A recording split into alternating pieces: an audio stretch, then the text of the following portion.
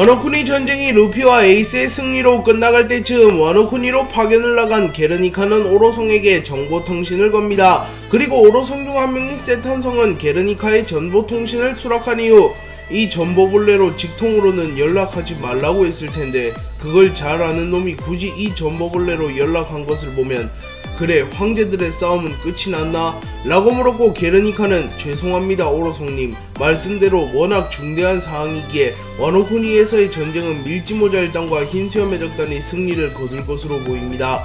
아직 카이도우와 빅맘이 건재하긴 하나 잔존 세력에서의 차이가 심하며 카이도우와 밀짚모자의 대결에서 밀짚모자가 우위를 점하고 있으며 빅맘과 불주먹의 대결에서도 불주먹이 우위를 점하고 있습니다. 라고 말합니다. 그러자 세탄성은 역시 D의 일족이라는 건가? 특히 밀짚모자 정상결전에서부터 무섭게 치고 나가는구만.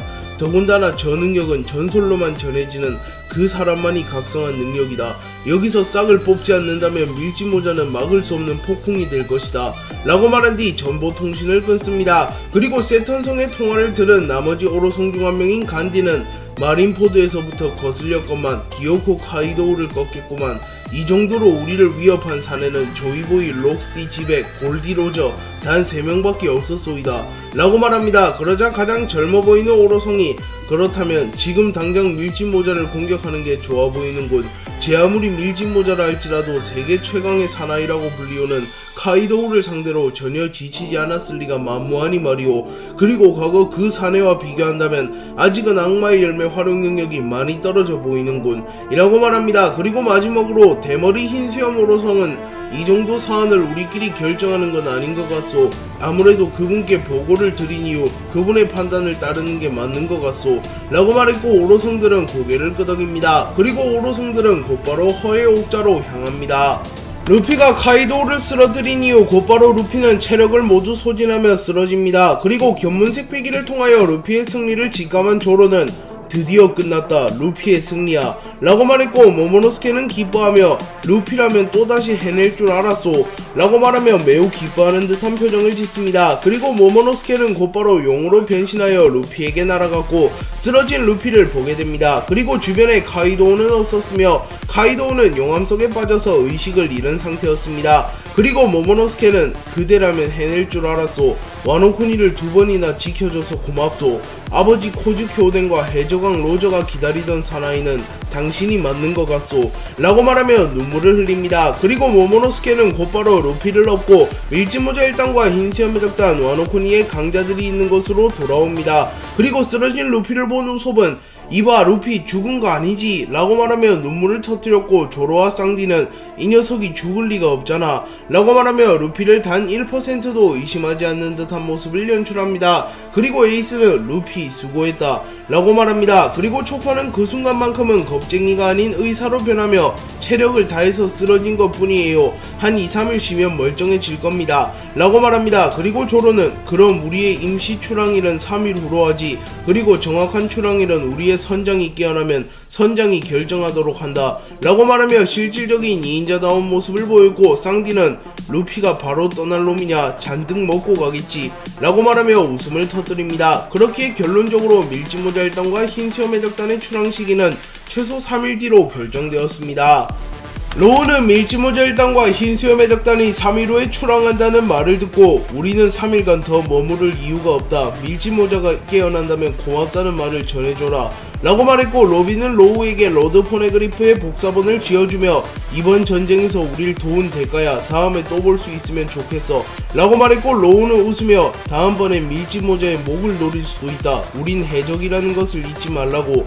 하지만 지금만큼은 너희들을 동료라고 생각하겠다 라고 말했고 밀짚모자 일당은 웃으며 로우를 보내줍니다. 그리고 로빈은 키드에게 목숨을 구해줘서 고맙다 뾰족머리 라고 말하며 자신을 러브루치로부터 구해준 키드에게 감사 인사를 합니다. 그리고 키드는 누구더러 뾰족머리라는 거냐, 밀짚모자가 일어나면 전해줘라, 다음에 만나면 패 죽여버린다고 라고 말하며 웃었고 에이스는 폭소하며 이놈 따위가 루피를 이라고 말했고 키드는 발끈하며 원래라면 빅맘이나 카이도우를 잡을 남자는 나였다. 니놈 형제가 가로챈 거라고 라고 소리칩니다. 그리고 키드 역시 굳이 3일간 와노쿠니에 머무르지 않고 떠나간다고 말하였고 키드의 적단과 로우의 적단은 와노쿠니를 떠나 다른 섬을 향하여 새로운 모험을 시작합니다.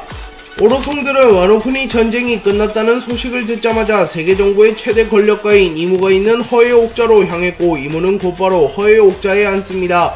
그리고 세턴성은 이무님이시여 바다의 황제라고 불렸던 카이도우와 빅맘, 불주먹 에이스 밀짚모자 루피가 와노쿠니에서 격돌하였고 그 전쟁에서 불주먹과 밀짚모자가 승리하였습니다. 불주먹의 이름은 포트거스 디 에이스, 밀짚모자의 이름은 몽키 디 루피, 공교롭게도 두 명 다 D의 일족입니다. 라고 말합니다. 그리고 간디는 특히 밀짚모자의 행보는 심상치 않습니다. 마린포드에서 단신으로 센고쿠 전 해군 원수를 격파하고 와노쿠니에서는 카이도우를 꺾었습니다.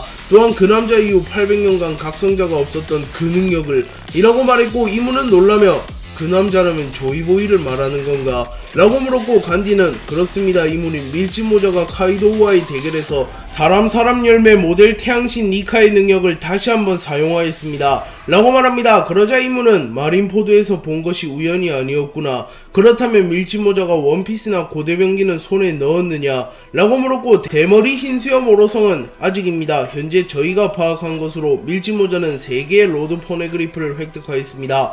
라고 말했고 이무는 밀짚모자가 원피스를 얻기 전에 반드시 밀짚모자를 쳐다내라. 만약 밀짚모자가 라프텔에 도달하여 원피스를 손에 넣게 된다면 우리조차 감당할 수 없는 남자가 될 것이다. 밀짚모자는 역사에서 지워버려야 할 불빛이다. 라고 말한 뒤 허의 옥자에서 내려갑니다. 참고로 현재까지 이무가 역사에서 지워버린 인물은 원피스의 창시자 조이보이와 로저 이전 최강의 적 록스가 있습니다. 오로성은 허의 옥자에서 나온 뒤 곧바로 해군의 주요 인물을 포함한 세계정부의 주요 강자들을 모조리 소집합니다. 그리고 마리조아의 회장에는 아카이노 키자루, 로쿠교 후지토라, 오로성 홍이 한자리에 모였습니다. 그리고 세탄성은 와노쿠니에서 빅맘 카이도우와 밀짚모자 불주먹이 충돌한 것은 다들 알고 있겠지. 그리고 이 전쟁에서 밀짚모자와 불주먹이 완승을 거두었다. 현재 카이도우와 빅맘의 생사는 알 수 없는 상태. 지금이 해적의 씨를 말릴 절호의 기회다. 라고 말했고 아카이누는 확실히 그때 처리를 해뒀어야 했는데 밀짚모자 불주먹 이라고 말하며 과거 정상결전을 떠올리며 마린포드에서 루피와 에이스를 잡지 못한 것을 매우 후회하는 듯한 표정을 짓습니다. 그리고 아카이누는 지금 당장 와노쿠니로 진격합니까? 하지만 해군이 총출동하게 되면 해군본부와 마리조아를 지킬 병력이 사라질 텐데 라고 말하며 자신들이 모조리 와노쿠니로 향한다면 해군본부와 마리조아를 지킬 병력이 없어지기 때문에 이는 사실상 불가능하다는 식으로 말합니다. 하지만 오로성 간디는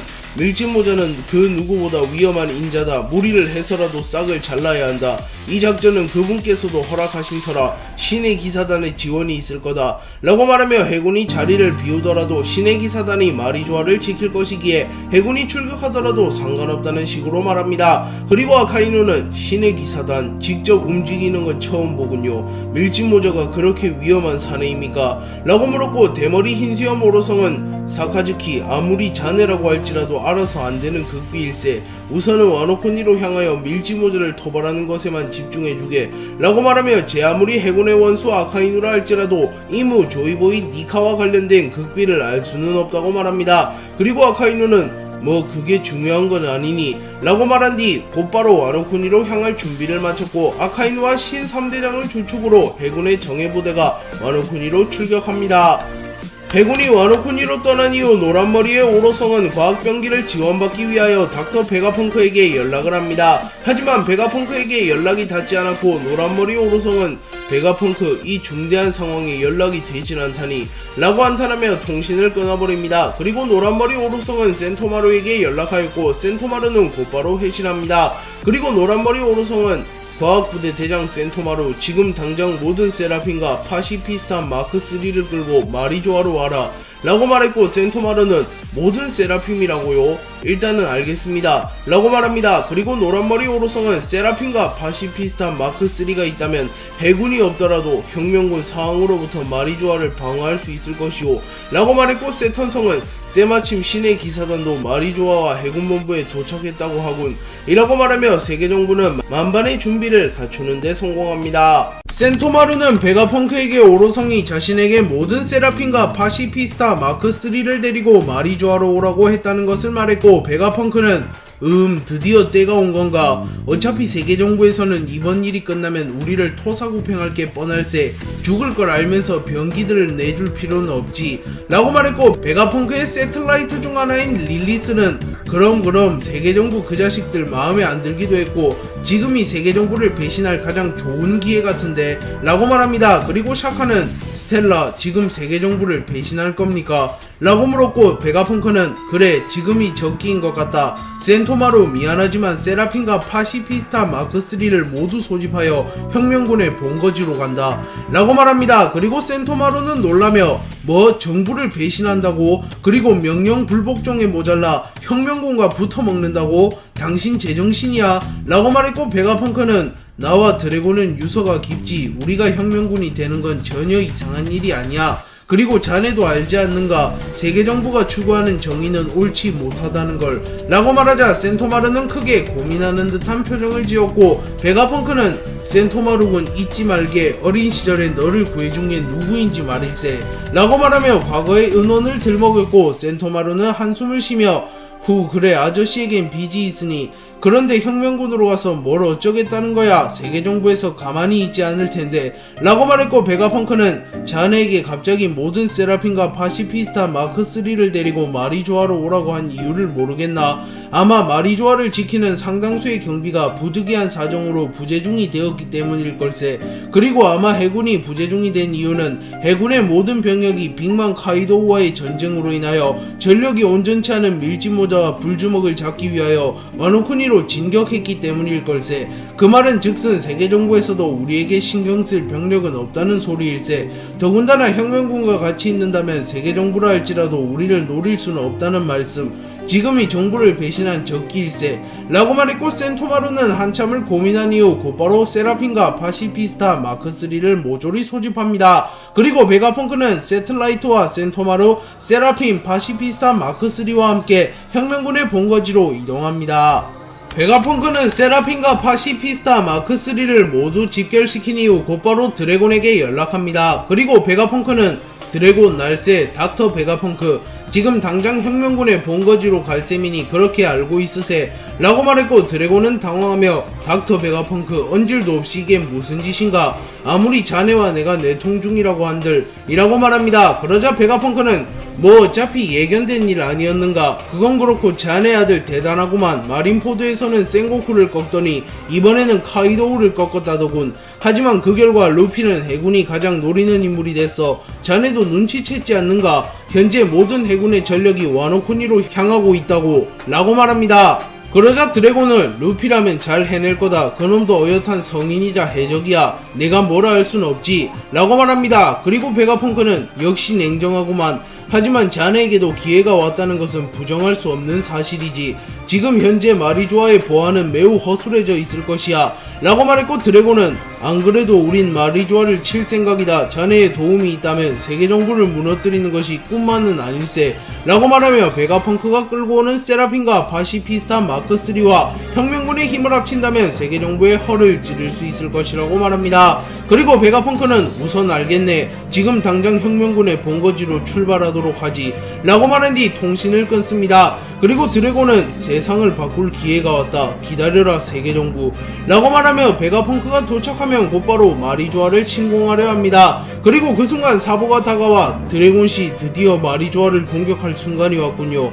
헌데 저는 루피와 에이스가 걱정됩니다. 제 아무리 루피와 에이스라 할지라도 해군의 정예 부대를 감당할 수 있을지 라고 말했고, 드래곤은 모든 일에는 우선순위라는 것이 있다. 지금 내게 우선순위는 아들인 루피를 구하러 가는 것이 아니라 이 세상을 바꿀 기회를 잡는 것이다. 그리고 루피라면 반드시 잘 해낼 거다. 고난과 역경 속에서 답을 찾는 이들이 D니까 이라고 말합니다. 그리고 사보 역시 자신의 우선순위가 무엇인지 생각하였으며 루피와 에이스를 신뢰하고 있었기에 우선 눈앞의 계획에 집중하기로 결정합니다. 그리고 드래곤 역시 부모였기에 겉으로는 계획에 모든 신경이 쏠린 것처럼 보였지만 실은 드래곤 역시 루피를 걱정하고 있으며 자신이 마리조아를 침공한다면 해군이 복귀할 것을 대충은 알고 있었기에 자신이 마리조아를 침공하는 것이 루피를 간접적으로 도울 수 있는 일이라고 생각합니다. 그리고 드래곤은 어린 시절 루피의 사진을 보며 마음이 이끄는 대로 살아라 루피. 시대는 때로 온갖 우연과 기계를 품고서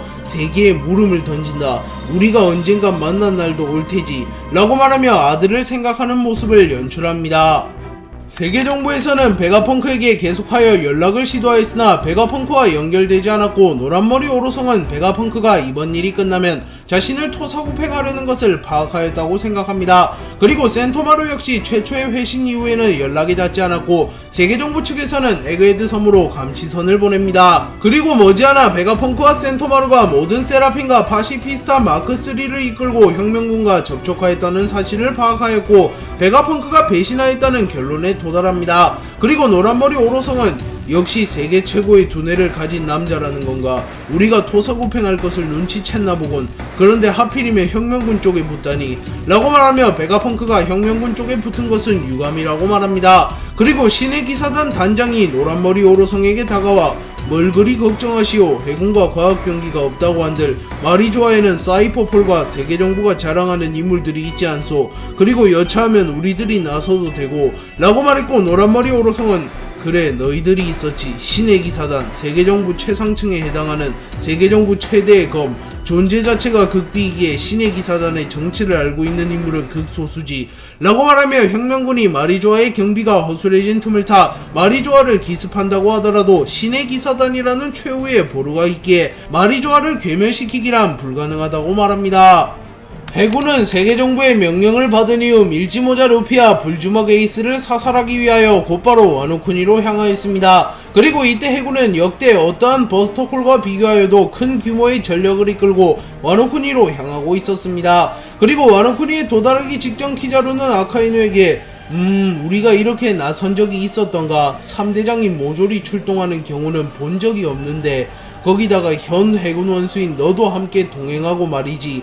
밀짚모자와 불주먹이 그만큼 위험하다는 건가? 라고 말했고, 아카이노는 밀짚모자와 불주먹, 로저와 드래곤의 아들이다. 당연히 세계의 질서에 위협되는 인물들이면 분명하지.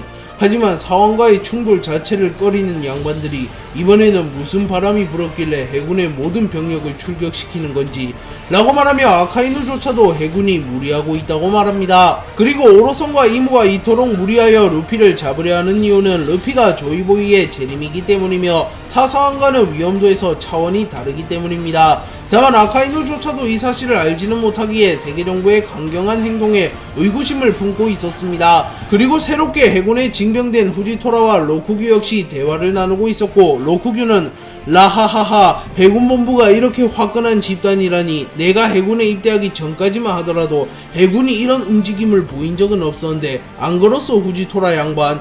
이라고 말했고, 후지토라는 진중한 표정을 지으며 가벼운 마음으로 상대할 인물들이 아닙니다. 밀짚모자 루피, 불주먹 에이스, 우리가 상대해야 할 남자들은 바다의 지배자 사왕을 꺾은 강자들입니다 라고 말했고, 로쿠규는 뭐 대단하긴 하다만 그래봤자 루키들 아닙니까? 우리 측에는 세계정부의 최고 전력인 해군대장 3명과 바다의 정점이라고 볼 수 있는 아카이누 원수까지 있지 않소? 라고 말합니다. 그리고 시간이 흘러 해군본부의 함선은 와노쿠니에 도착하였습니다. 와노쿠니 전쟁에서 승리한 밀짚모자 일당과 흰수염의 작단 와노쿠니의 강자들은 한창 연애를 즐기고 있었습니다. 그리고 술을 매우 좋아하던 조로 역시 이날만큼은 원없이 술을 마시려 하였습니다. 하지만 그 순간 조로는 견문색 패기를 통하여 와노쿠니 근처에 무수히 많은 사람들이 왔다는 것을 느꼈고 본능적으로 위기를 감지합니다. 그리고 조로는 곧바로 에이스를 찾아갔고, 에이스는 심각한 표정을 지으며 롤로노와 조로, 너도 느꼈냐? 라고 묻습니다. 그러자 조로는 단순히 기분 탓이라고 느끼기엔 너무나도 많은 수의 사람들이 왔다. 그리고 이 정도의 위압감은 빅맘 카이도우에게서 느껴졌던 공포가 느껴진다 라고 말하며 빅맘과 카이도우의 버금가는 강자들이 왔다고 말합니다. 그리고 에이스는 마르코에게 이 소식을 전했고, 마르코는 그 말을 듣고 보니 나도 느껴지는 것 같구만. 우선은 내가 빠르게 확인하고 돌아오겠다 라고 말한 뒤 곧바로 불사조로 변신하여 와노쿠니의 입구격인 폭포로 날아갑니다. 마르코는 와노쿠니의 입구격인 폭포에 날아가며 점점 선명해진다. 신세계에서도 이 정도의 위압감을 뿜어낼 수 있는 인물은 극소수다. 사왕 빨간머리 샹크스, 해군 원수 아카이누, 해군대장 후지토라, 키자루, 로쿠규, 세계 최강의 검사 미호크, 해군 영웅 거프, 전 해군 원수 센고쿠, 전 로제 적단 부선장 레일리, 그리고 밀짚모자 루피와 불주먹 에이스, 다른 사람들은 다 맞더라도 제발 해군만 아니라면 좋겠구만 요이. 백수의 적단 빅맘 해적단과 대결한 직후에 우리들은 해군 전체를 상대할 만한 저력이 남아있진 않으니 하지만 해군이 모조리 출격하는 경우는 없으니 라고 말합니다. 그리고 마르코는 잠시 후 와노쿠니의 폭포에 도달하였고 자신이 그토록 바라지 않았던 상황을 마주합니다. 와노쿠니의 폭포에는 무수히 많은 해군의 함대가 있었습니다. 또한 마르코는 아카이누와 키자루를 목격하였고 우선은 연회장으로 돌아가 이 소식을 모두에게 알리려 합니다. 하지만 그 순간 키자루가 마르코를 발견하였고 키자루는 곧바로 공중에 튀어오르려 합니다. 하지만 아카이누가 어차피 저놈 지금 못 잡는다. 훗날을 기약해라 보르살리노. 지금 우리에게 중요한 건 이 폭포를 건너는 거다. 라고 말했고 키자루는 웃으며 마린포드에서 복수를 하려 했는데 아쉽게 되었어. 라고 말하며 마르코를 추적하지는 않습니다. 그리고 마르코는 곧바로 연회장으로 돌아갑니다. 마르코는 연회장으로 돌아온 이후 곧바로 에이스를 찾아갑니다. 그리고 그곳에는 쌍디와 조로가 있었고 마르코는 역시 너희들도 느꼈다는 건가? 밀짚모자가 신뢰하는 양날개답구만 이라고 말하며 조로와 쌍디의 견문색 패기와 위기감지 능력을 칭찬해줍니다. 그리고 마르코는 예상했다시피 지금 와노쿠니의 폭포에는 해군들이 있다. 그리고 아카이누를 포함한 해군본부의 대장들이 모두 왔다 요이. 지금의 우리의 병력으로는 그들을 막기 힘들어 보인다 요이. 우선 밀짚모자가 다시 깨어날 때까지 시간을 끌어야 될 것 같다 요이 라고 말합니다. 그러자 에이스는 아카이누 그 녀석의 강함은 누구보다 내가 잘한다. 그렇기에 그 녀석은 내가 맡겠다 라고 말하며 과거 마린포드에서 일어난 정상결전을 떠올립니다. 그리고 에이스는 곧바로 모두에게 해군이 올라왔다는 소식을 전하려 합니다. 에이스는 단상에 올라간 이후 모두 연회 도중에 미안하다만 빅맘 카이도우와의 전쟁 이후 부상을 입은 우리를 잡기 위하여 해군본부의 주요 전력들이 모두 와노쿠니로 집결한 것 같다. 모두 필요하겠지만 해군과의 전투를 준비해주길 바란다. 루피가 깨어날 때까지만 버텨낸다면 우리에게도 충분히 승산이 있다. 라고 말했고 빠르게 상황 파악을 끝낸 밀짚모자 일당 흰수염 해적단은 전투 태세를 갖춥니다. 그리고 모모노스케는 우리도 해군을 상대하는 걸 돕겠소. 루피와 에이스에겐 빚을 졌소. 라고 말하며 와노쿠니의 주요 전력도 전쟁에 참여하려 합니다. 하지만 아카자야 고남자의 대부분들이 카이도와의 대결에서 중상을 입은 상태였기에 사실상 제대로 움직일 수 있는 이가 없었고 그나마 모모노스케만이 해군과의 전투에 참전하게 되었습니다. 마르코는 해군과의 전쟁이 시작되기 직전 해군과의 대결을 급하게 끝낼 필요는 없다 요이. 밀짚모자가 정신을 차릴 때까지만 버틴다면 해군도 작전상 후퇴를 할 수도 있으며 우리의 승리 확률도 크게 오를 것이다 요이. 그러니 정예병을 산출하여 선발대만이 해군과 부딪히고 후발대는 와노쿠니에서 밀짚모자를 보호하는 게 나을 것 같은데 라고 말했고 나미는 그래 마르코 말이 맞아. 어차피 아카이누 키자루 이런 놈들에겐 우리가 나서봤자 크게 달라지는 게 없으니 라고 말합니다. 참고로 나미는 정상결전 당시 아카이누와 잠시 겨뤄봤으며 그때 아카이누의 공포를 체감한 적이 있습니다. 그리고 쌍디는 담배를 피며 레이디들을 굳이 전장에 내보낼 필요는 없지. 해군 대장을 상대하는 일이라면 나와 마리모 검사 정도면 충분하다. 아니면 나 혼자 가도 괜찮고 라고 말했고 조로는 뻥글 눈썹 주제에 해군 대장을 상대하겠다고. 차라리 나 혼자 가는 게 낫지. 짐짝이나 되지 마라 뻥글 눈썹 이라고 말하며 조로와 쌍디는 티격태격거립니다. 그러자 마르코는 웃으며 해군 대장을 상대하러 가는데 여유롭구만. 에이스 우리 측에서는 누가 나설 거지? 네가 이제 새로운 흰수염 해적단의 선장이니 네 의견을 따르겠다 라고 말했고 에이스는 내가 아카이누를 맡으면 되고 마르코, 조즈, 비스타 너희들이라면 믿고 맡길 수 있다 라고 말합니다. 하지만 조즈는 스무디와의 대결로 부상을 입었고 현재 부상을 치료하는 중이었기에 마르코가 조즈에게는 상처를 치료하라고 말했고 꽃에도 본진에도 강자가 한 명쯤은 필요했기에 조즈는 남아있기로 결정하며 흰수염 해적단 측에서는 에이스, 마르코, 비스타가 선발대로 결정됩니다. 그리고 야마토가 대화에 끼어들며 나도 가게 해줘 에이스. 난 코즈큐 오뎅으로서 와노쿠니를 지킬 의무가 있어 라고 말했고 에이스는 웃으며 그래 야마토 너도 같이 가자. 근데 그 오뎅이라는 말 그만할 때도 되지 않았어? 라고 물었고 야마토는 에이스의 마지막 말은 못 들은 채 합니다. 그리고 징베는 나도 함께 가겠네. 능력자들이 바다에 빠진다면 건져올 사람은 있어야 하지 않겠나. 와노쿠니의 지형은 매우 험난해서 바다에 빠질 위험이 있다네 라고 말하며 자신도 선발대에 합류하겠다고 말합니다.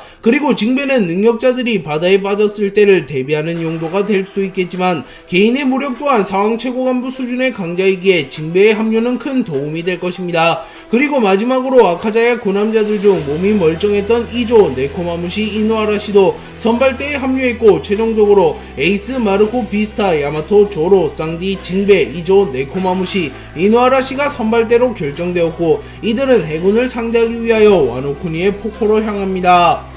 아카이누는 와노쿠니의 폭포를 보며 이럴 때 그놈이 있었다면 폭포를 모조리 얼려버린 뒤 간단히 건너갈 수 있었을 텐데 라고 중얼거립니다. 그러자 키자루는 확실히 그렇긴 하네. 하지만 떠나간 사람을 잊자고 쿠자는 자네에게 져서 떠나간 사람이 아닌가 라고 말했고 아카이누는 와노쿠니의 폭포를 어떻게 갈지 깊게 고민합니다. 그리고 잠시 후 아카이누는 로쿠규에게 아라마키 네 능력으로 저 폭포 위에 숲으로 된 길을 만들 수 있겠나 라고 물었고 로쿠규는 웃으며 라하하하 문제없습니다 라고 말한 뒤 곧바로 숲숲 열매의 능력을 이용하여 엄청난 크기의 나무를 생성해냅니다. 그리고 후지토라가 곧바로 그 나무를 썰어버렸고 그 나무는 폭포를 오를 수 있는 발판처럼 변합니다. 그리고 아카이누는 만족한 듯이 웃음을 지었고 해군 전원에게 로쿠규가 만들어낸 나무를 밟고 와노쿠니의 폭포를 오르라고 명령했고 해군은 무서운 기세로 와노쿠니로 향합니다.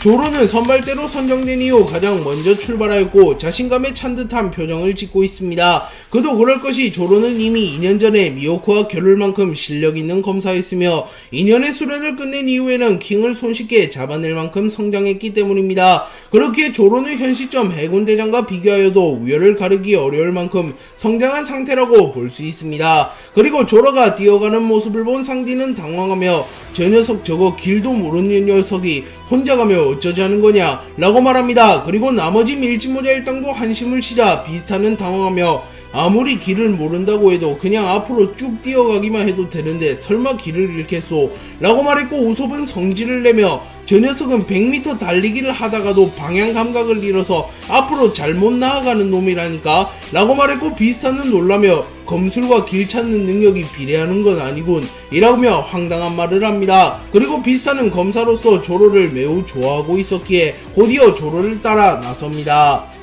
조로와 비스타가 떠나간 이후 에이스는 그럼 우리도 가볼까? 아버지의 복수를 할 수 있는 조로의 기회가 왔군 이라고 말한 뒤 날아갑니다. 그리고 뒤이어 마르코, 야마토, 쌍디, 징배, 조주도 곧바로 출격하였고 마침내 해군과 밀짚모자 일당, 흰수염 해적단의 대결이 코앞으로 다가왔습니다. 그리고 가장 먼저 출발한 조로는 당연하게도 길을 잃어버렸고 와노쿠니의 폭포 쪽에 도착한 게 아니라 꽃의 도읍이라는 엉뚱한 곳에 도착합니다. 그러나 조로는 길을 잃었다는 사실조차 자각하지 못하고 있었고 꽃의 도읍에서 해군의 흔적을 찾아다녔습니다. 하지만 당연하게도 해군을 찾을 수는 없었습니다. 그리고 조로의 뒤를 따르던 비스타는 롤로노아의 기척이 느껴지지 않는군. 아무래도 그 코쟁이의 말이 사실이었나 보군 이라고 말하며 조로가 길을 잃었다는 것을 직감합니다. 그리고 비스타는 곧이어 해군들을 발견하였고 곧바로 로즈론도를 사용하여 해군들을 모조리 베어버리며 해군들을 소탕하고 있었습니다.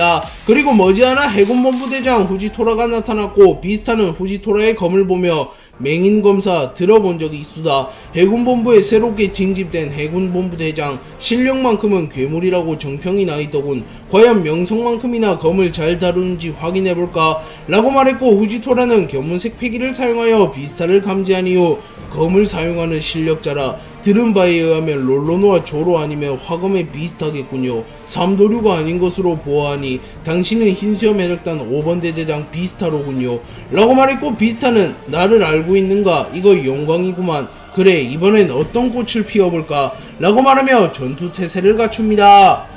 후지토라와 비스타의 대결이 성사된 이후 후지토라는 곧바로 해군대장의 클라스를 보여드리지요 라고 말한 뒤 중력도를 꺼내들어 쿠궁쿠궁 열매의 능력을 사용합니다. 그리고 잠시 후 매우 거대한 운석이 비스타를 향해 날아왔고 비스타는 매우 놀라며 이런 능력은 아버지와 아카이누밖에 보질 못했는데 라고 말하며 당황하는 표정을 짓습니다. 하지만 비스타가 고작 운석의 전의를 상실한 일은 없었고 비스타는 곧바로 공중에 튀어오른 뒤 운석을 반토막 내버립니다. 그리고 그 순간 후지토라는 중력을 조절하여 공중에 튀어오른 비스타를 땅에 처박으려 하였고 비스타는 무장색 패기를 사용하여 후지토라의 능력에 저항합니다. 하지만 후지토라의 무장색 패기가 비스타보다 근소하게 강하였기에 결국 비스타는 후지토라의 능력을 무효화하지 못하였고 그대로 땅에 처박혀버립니다. 그리고 후지토라는 비스타에게 다가와 참격을 날렸고 중력 때문에 몸을 제대로 가눌 수 없었던 비스타는 후지토라의 참격을 완벽하게 막아내지 못합니다. 그리고 하필이면 후지토라의 공격이 일전에 비스타가 크래커와 겨루며 부상을 입었던 팔에 적중하였고 비스타는 치명상을 입으며 고통스러워합니다. 그리고 후지토라는 견문색 패기를 통하여 이를 감지하였고 다시 한번 비스타의 주변의 중력을 조절하여 비스타의 움직임을 묶은 뒤 비스타를 공격합니다. 하지만 비스타는 이번에는 견문색 패기를 통하여 후지토라의 공격 경로를 미리 예상한 뒤 후지토라의 공격을 흘리는 데 성공하였고 곧바로 반격하여 후지토라의 복부를 베어버리는 데 성공하며 후지토라에게 데미지를 넣는 데 성공합니다. 그리고 후지토라는 역시 흰수염 해적단의 대장이군요. 성하지 않는 몸으로 이 정도라니 라고 말하며 비스타의 강함을 인정해줍니다. 하지만 후지토라의 말투와 어조를 참고하면 후지토라는 이미 자신의 승리를 확신하고 있었으며 비스타 또한 그것을 느꼈기에 비스타는 얕보지 말라고 해군대장 나으리 아직 전력을 보이진 않았으니 라고 말합니다. 그리고 후지토라는 웃으며 사내 대장부답군요 라고 말하며 위기 상황에서도 전혀 위축되지 않는 비스타를 인정해줍니다. 그리고 후지토라는 곧바로 쿠궁쿠궁 열매의 능력을 사용하여 자신과 비스타 주변에 있는 모든 잔해들을 들어올렸고 방대한 양의 잔해들이 공중에 떠오릅니다. 그리고 후지토라는 당신께 드리는 선물입니다 라고 말한 뒤 곧바로 비스타에게 엄청난 양의 잔해들을 모조리 투여합니다. 그리고 비스타는 이런 선물을 원하진 않았는데 말이야 라고 말한 뒤 곧바로 로즈론도를 사용하여 자신에게 다가오는 잔해들을 모조리 베어버립니다. 하지만 후지토라가 날린 잔해의 양이 워낙 많았기에 로즈론도 한 번으로 이를 모두 막아내기란 무리였고 비스타는 플라워 론도와 메리골드 론도를 연속으로 사용하여 후지토라의 공격을 완벽하게 막아냅니다. 하지만 비스타는 무리하게 체력을 소진했던 터라 체력에서 한계가 오기 시작합니다. 비스타는 흰수염 해적단의 돌격 대장이라고 불리며 흰수염과 마르코 다음으로 강했던 인물이기에 사왕 최고 간부 중에서도 상위권에 속했던 인물입니다. 하지만 후지토라는 해군본부의 대장이며 괴물이라고 정평이 나 있는 인물이기에 제 아무리 비스타라 할지라도 후지토라와의 1대1 대결에서는 열세의 모습을 보일 수밖에 없었습니다. 또한 비스타는 크래커와의 대결을 끝마친 지 얼마 지나지 않았기에 잔부상을 달고 있는 상태였으며 체력도 온전하지 못하였습니다. 그렇기에 결국 크래커는 실력과 체력에서 한계를 보이며 후지토라에게 밀리기 시작하였고 비스타 본인도 이 사실을 인지합니다. 그리고 비스타는 전투 경험이 풍부한 인물이기에 빠르게 승부를 보지 않는다면 자신에게 승산이 없다고 생각하였고 자신의 모든 것을 불태우며 빠르게 승부를 내기로 결정합니다. 그리고 비스타는 곧바로 매우 빠른 속도로 후지토라에게 접근하였고 후지토라가 맹인이었기에 사각 공격에 취약할 것이라고 생각하며 사각을 노려 공격합니다. 하지만 후지토라는 견문색 패기가 매우 뛰어난 인물이었기에 비스타의 기습 공격을 막아냈고 후지토라는 곧바로 비스타의 주변의 중력을 조절하여 비스타의 발을 묶어버리려 합니다. 하지만 비스타는 순간적으로 몸을 뒤로 빼며 후지토라가 중력을 조절하는 공간에서 빠져나가는 데 성공했고 비스타는 곧바로 자신의 필살기인 플라워 론도를 사용하여 후지토라에게 치명상을 입히려 합니다. 그리고 후지토라는 이건 좀 위험할 수도 있겠군요 라고 말한 뒤 자신의 강력한 기술 중 하나인 지옥여행을 사용하여 비스타의 플라워 론도를 방어해냅니다. 하지만 그 순간 비스타가 후지토라에게 가까이 다가오며 니놈이 플라워 론도를 막을 것을 예상했다 라고 말한 뒤 자신의 검에 무장색 패기를 휘감으며 검을 흑도로 변환시킨 이후 로즈 론도를 사용하여 후지토라를 베어버리는 데 성공합니다. 그리고 후지토라는 피를 토하며 무릎을 꿇었고 비스타는 후지토라를 보며 다시 일어나지 마라 나도 이미 한계다 라고 생각합니다. 하지만 비스타의 발행과는 다르게 후지토라는 곧바로 다시 일어났고 후지토라는 역시 흰수염 해적단의 간부라는 겁니까? 이 정도로 저를 몰아붙이다니요. 허나 이 정도로 끝날 것 같았다면 해군본부의 대장이라고 불릴 수 없었을 것입니다 라고 말합니다. 그리고 후지토라는 쿠궁쿠궁 열매의 능력을 사용하여 매우 넓은 범위의 중력을 지디겨버렸고 비스타는 후지토라의 중력을 이기지 못하며 한쪽 무릎을 꿇게 됩니다. 그리고 후지토라는 곧바로 연속 운석 떨어뜨리기를 사용합니다. 참고로 연속 운석 떨어뜨리기는 후지토라가 지정한 일정한 구역에 무수히 많은 운석을 연속적으로 떨어뜨리는 기술로 일반적인 운석 떨어뜨리기보다 강력하고 신속하다는 특징이 있습니다. 그리고 비스타는 중력에 뒤지겨지고 있는 상태였기에 몸을 제대로 가눌 수 없었던 상태였고, 결국 운석을 3개 정도 베어버린 이후 연속 운석 떨어뜨리기를 막아내지 못하며 쓰러집니다. 비스타를 쓰러뜨린 후지토라는 부하 해군들에게 비스타를 체포하여 임펠다운으로 연행하라고 말합니다. 하지만 그 순간 누군가가 엄청난 폐양색 패기를 뿜어냈고 후지토라를 제외한 해군들이 모조리 쓰러집니다. 그리고 후지토라는 놀라며 폐양색 패기, 들은 바에 의하면 폐양색 패기를 사용하는 인물은 밀짚모자와 불주먹밖에 없을 텐데 라고 말합니다. 하지만 폐양색 패기를 뿜어낸 장본인은 루피와 에이스가 아니었고 조로였습니다. 그리고 조로는 곧바로 후지토라에게 다가와 검을 맞댄 이후 쓰러진 거냐 화검, 정상결전에서의 빚은 바로 갚아주겠다. 해군대장 후지토라 오랜만이군 이라고 말했고, 후지토라는 롤로노와 조로군요. 헌데 우리가 만난 적이 있습니까? 보다시피 눈이 이래서 기억이 나질 않군요 라고 말했고, 조로는 웃으며 니놈 눈이 이상한 게 아니야, 또 다른 미래가 펼쳐진 거니 라고 말했고, 밀짚모자 일당이 시간여행을 했다는 것을 알지 못하는 후지토라는 당황합니다. 그리고 가까스로 정신을 차린 비스타는 조로를 보며 주연 등장이라는 건가? 길치라고 들었는데 용케도 찾아왔구만 이라고 말했고, 조로는 길을 잃기는 했지만 너희 둘의 검이 부딪히는 소리를 듣고 찾아왔다 라고 말하며 뼛속까지 검사 나온 모습을 보였고, 비스타는 웃으며 왜 매 눈이 니놈을 경계하는지 알겠군. 롤로노와 조로 나에게도 보여다오 차기 세계 최강의 검사의 강함을 이라고 소리쳤고, 조로는 비장한 표정을 지으며 그래 잘 봐둬라, 난 매의 눈을 꺾기 전까지 누구에게도 질 수 없으니 후지토라 시작하자고, 너와 나의 대결을 이라고 말했고, 후지토라와 조로의 대결이 성사됩니다. 밀짚모자 일당과 흰수염의 작단을 소탕하기 위해 와노쿠니에 도달한 해군은 곧바로 공격을 감행했고, 키자루는 아카이누에게 저것들 모조리 사용시켜도 상관없지? 라고 물었고, 아카이누는 고개를 끄덕입니다. 그리고 키자루는 곧바로 번쩍번쩍 열매의 능력을 사용하여 와노쿠니를 헤집고 다니기 시작합니다. 그리고 카이도우의 공격을 정통으로 허용하지 않으며 비교적 몸이 멀쩡했던 아카자야 구남자들인 이조, 이누아라시, 네코마무시를 발견합니다. 그리고 키자루는 이조를 보며 마린포드에서 본 적 있는 놈이 한 명 있군. 그렇다는 건 적이란 말인데 라고 말한 뒤 곧바로 이조에게 빛의 속도로 다가간 이후 속도는 곧 무게, 빛의 속도로 차여본 적 있나?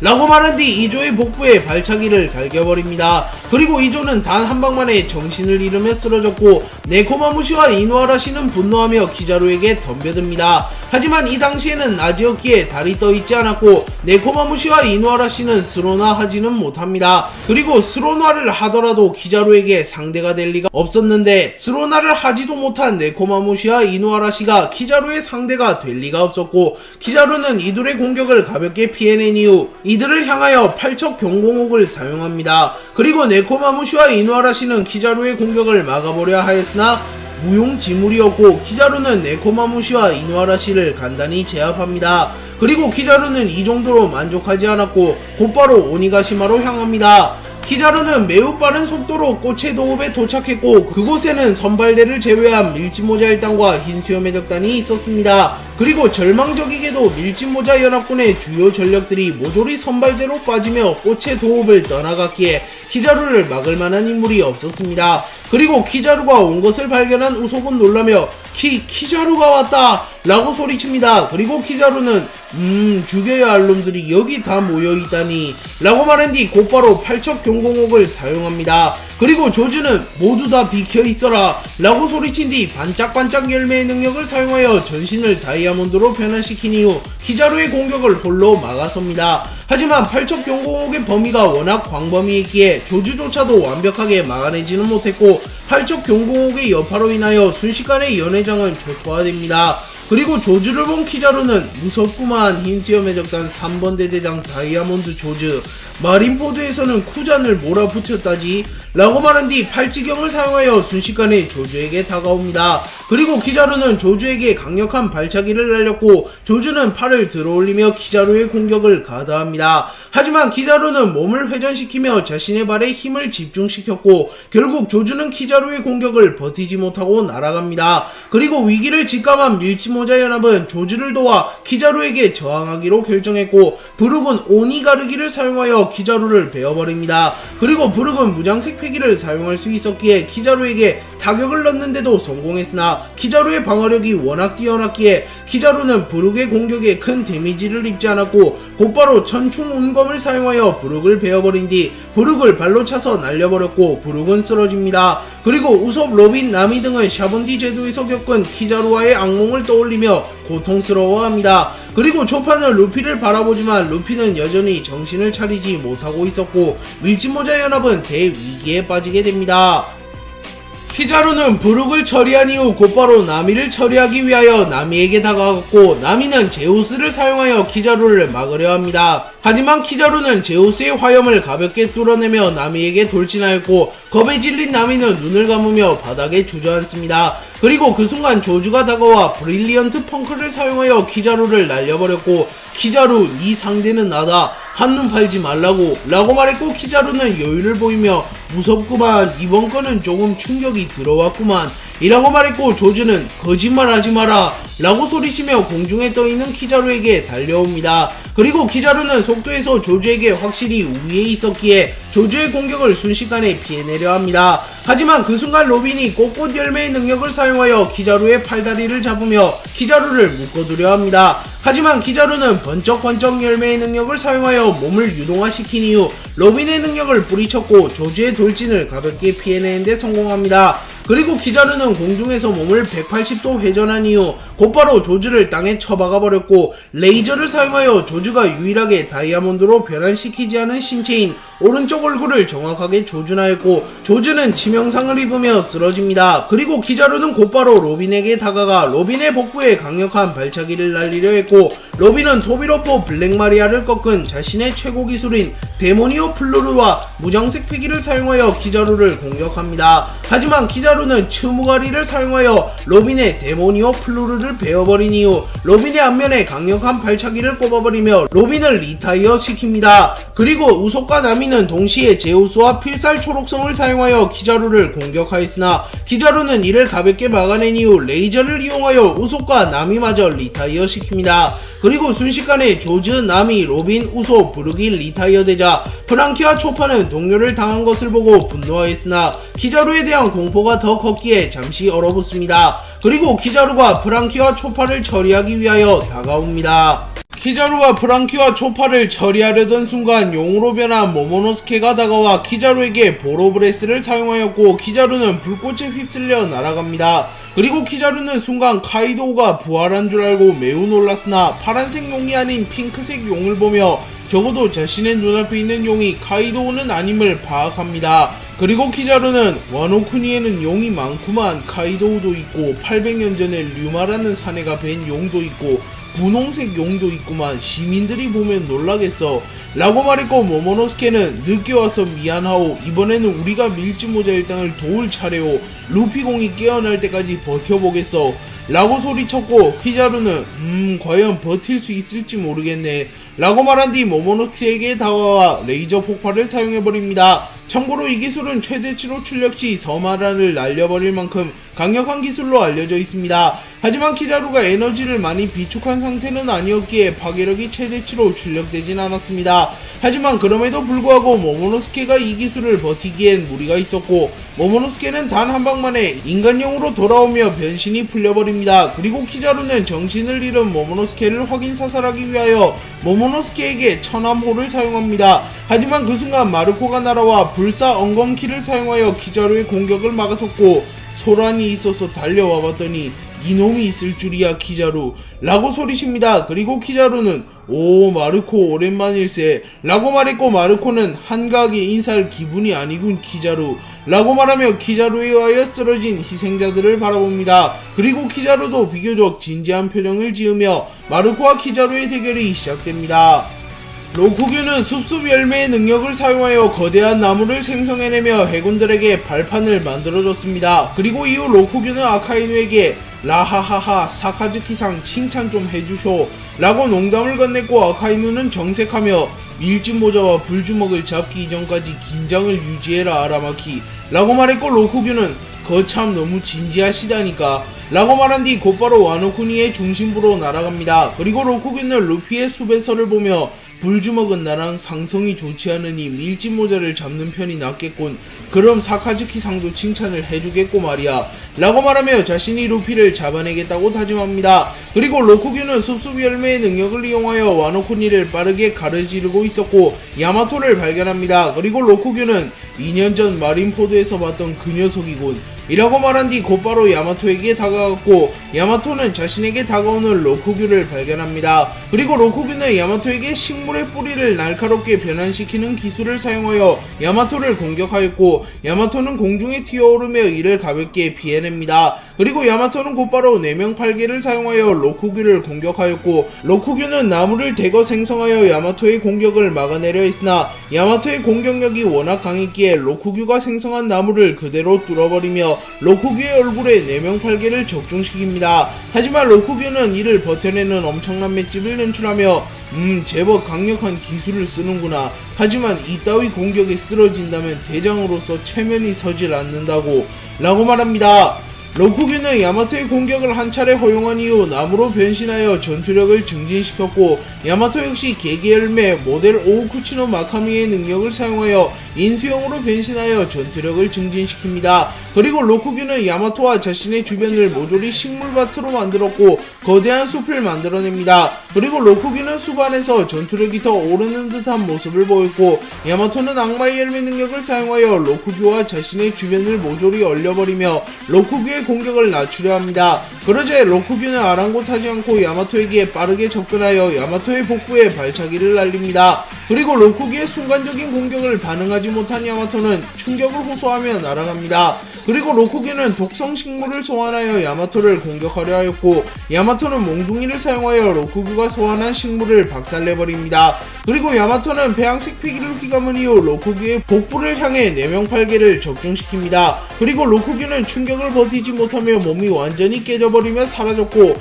야마토는 자신의 승리를 직감합니다. 그도 그럴 것이 배양색을 휘감은 야마토의 4명 8개는 사왕 카이도우와도 대등하게 겨룰 수 있을 만큼 강력한 기술이었기 때문입니다. 하지만 잠시 후 새싹이 피었고 로쿠규는 몸을 재생시키며 부활하는 데 성공합니다. 그리고 로쿠규는 이번 공격은 제법 강력하구만 이라고 말하며 야마토의 폐위감 4명 8개를 고평가해 주었습니다. 다만 딱 그 정도 했을 뿐 로쿠규를 쓰러뜨릴 정도의 위력은 없었습니다. 그리고 정신을 차린 로쿠규는 매우 거대한 식물을 소환해낸 이후 식물의 전신에 무장색 폐기를 두른 이후 야마토를 공격합니다.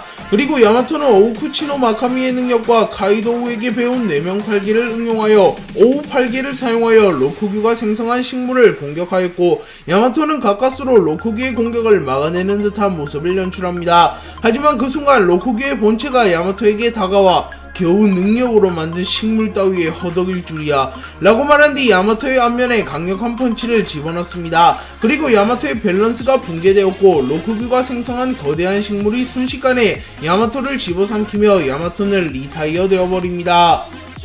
야마토는 결국 실력 차이를 극복하지 못하고 로쿠규에게 패배하였고, 로쿠규는 곧바로 야마토의 양군을 빨아들인 이후 임펠다운으로 연행하려 합니다. 하지만 그 순간 야마토가 잘 알지는 못하지만 해군이라면 오히려 와노쿠니를 지켜줘야 하는 거 아니야? 지금의 너희들은 마치 카이도우처럼 와노쿠니를 침략하려는 침략자처럼 밖에 보이질 않는데 라고 말했고, 로쿠규는 정색하며 해적 주제에 뭐라는 거냐, 그리고 카이도우가 있었기에 와노쿠니의 평화가 유지된 것이다. 적어도 카이도우는 세계정부에게 반기를 들진 않았으니, 그리고 와노쿠니에는 인권이 없단 말이다. 세계정부의 가맹국도 아닌 이놈들이 무슨 권리로 해군의 보호를 받으려 하는 것이냐 라고 말했고, 야마토는 분노하며 로쿠규에게 저항하려 합니다. 하지만 로쿠규가 숲숲 열매의 능력을 사용하여 야마토를 완벽하게 포박하였고 야마토의 양분을 모조리 흡수하려 합니다. 하지만 그 순간 로쿠규의 몸에 불이 붙어버렸고 로쿠규는 매우 당황합니다. 그리고 쌍디가 나타나 레이디를 이렇게 거칠게 다루다니 네 놈을 더더욱 용서할 수 없겠군 이라고 말합니다. 그리고 머지않아 징베마저 나타나며 징베는 로쿠규에게 곧바로 어인공수 당초기와 정권을 사용하여 로쿠규를 멀리 날려버립니다. 그리고 쌍디는 야마토의 주변에 있는 식물을 모조리 태워버린 이후 야마토 이제 우리에게 맡겨라 라고 말합니다. 그리고 로쿠규는 잠시 후 곧바로 전장에 복귀하였고 일지모자 일당의 간부 검은다리와 징배 이놈들도 모조리 연행해야겠군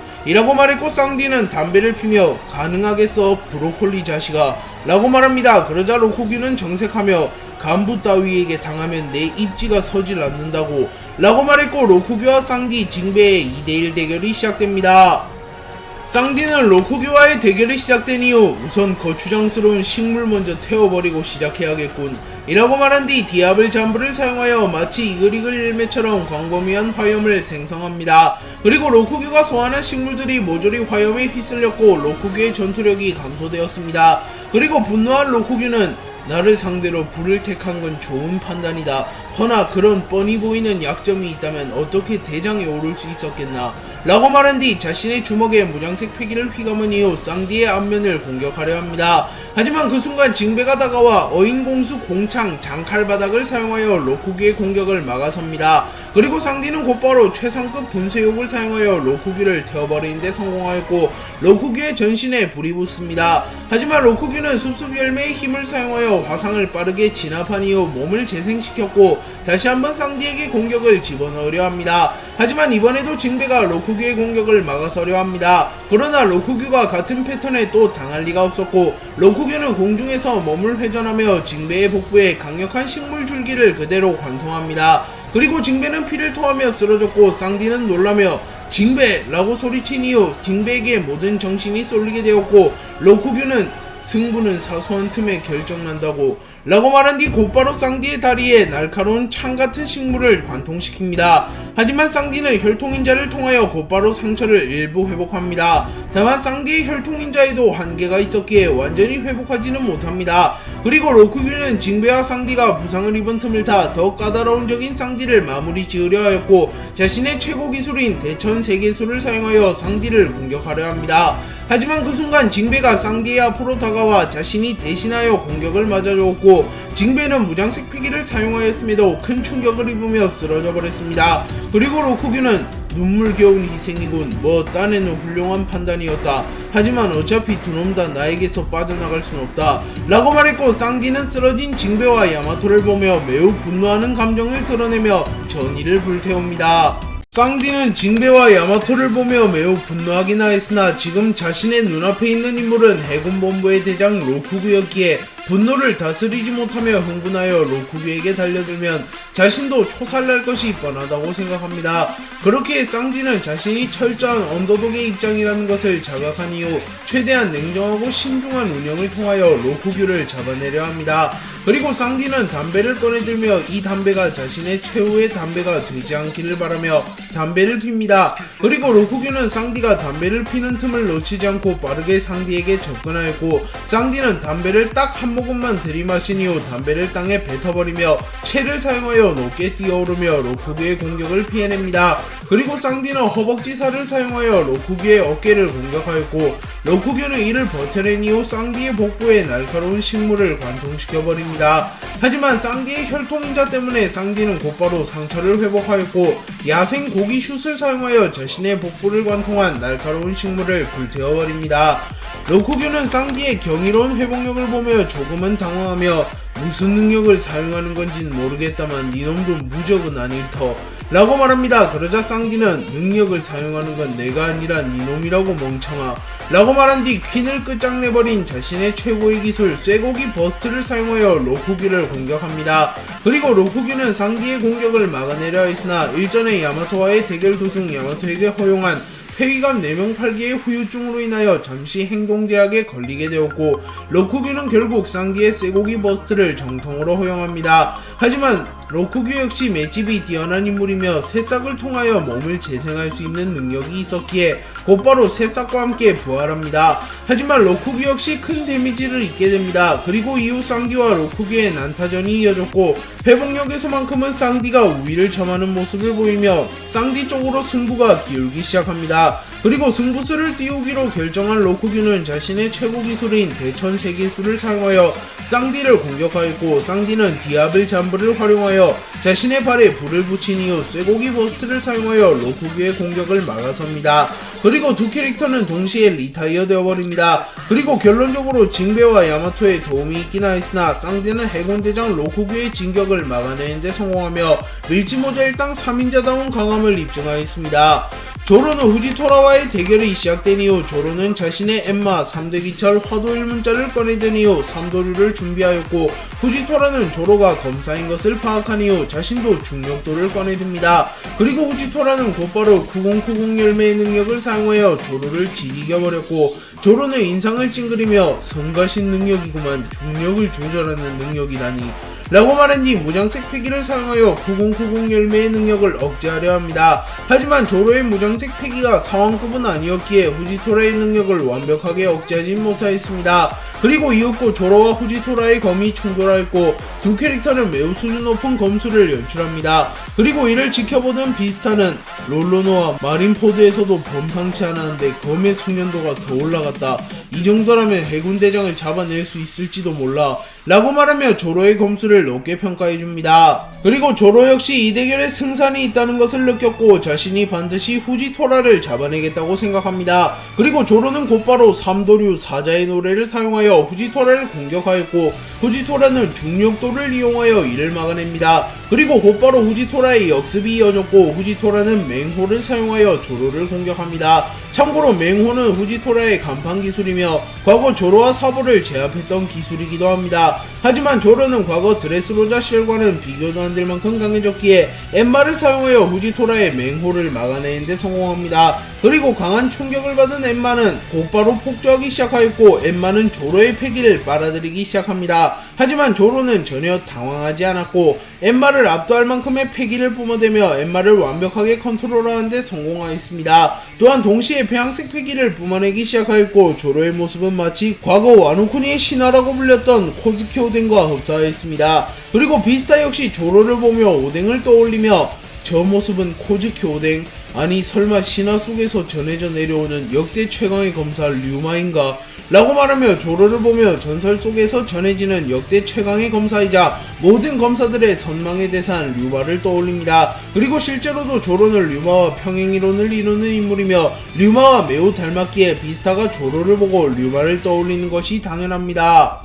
후지토라는 눈이 없기에 조로를 볼 수는 없으나 견문색 패기를 통하여 조로의 엄청난 에너지를 감지하였고 긴장하기 시작합니다. 그리고 조로는 엠마에는 폐양색 패기를, 3대 기철에는 무장색 패기를, 화도 1문자에는 폐양색 패기와 무장색 패기를 휘감은 이후 여망 3도룡 100상정 비룡시극을 사용하여 후지토라를 베어버리려고 하였고 후지토라는 맹호를 사용하여 이를 방어하려 합니다. 하지만 조로의 기술이 공격력이 더 강했기에 결국 후지토라의 가드를 뚫어냈고 후지토라는 어깨와 팔이 갈리는 부상을 입습니다. 하지만 후지토라는 쓰러지지 않았고 조로에게 이 기술을 사용하면 섬이 통째로 붕괴되어 해군들도 피해를 입을까봐 사용하지 않으려 했는데 그런 안일할 마음으로는 당신을 잡을 수 없겠군요 라고 말한 뒤 곧바로 연속 운석 떨어뜨리기를 사용합니다. 그리고 일전에 비스타에게 날아왔던 운석보다 훨씬 크고 많은 운석이 조로에게 떨어졌고 조로는 이미 후지토라의 기술을 알고 있었기에 전혀 당황하지 않으며 순식간에 삼도류 망자의 희롱을 사용하여 운석을 모조리 베어버립니다.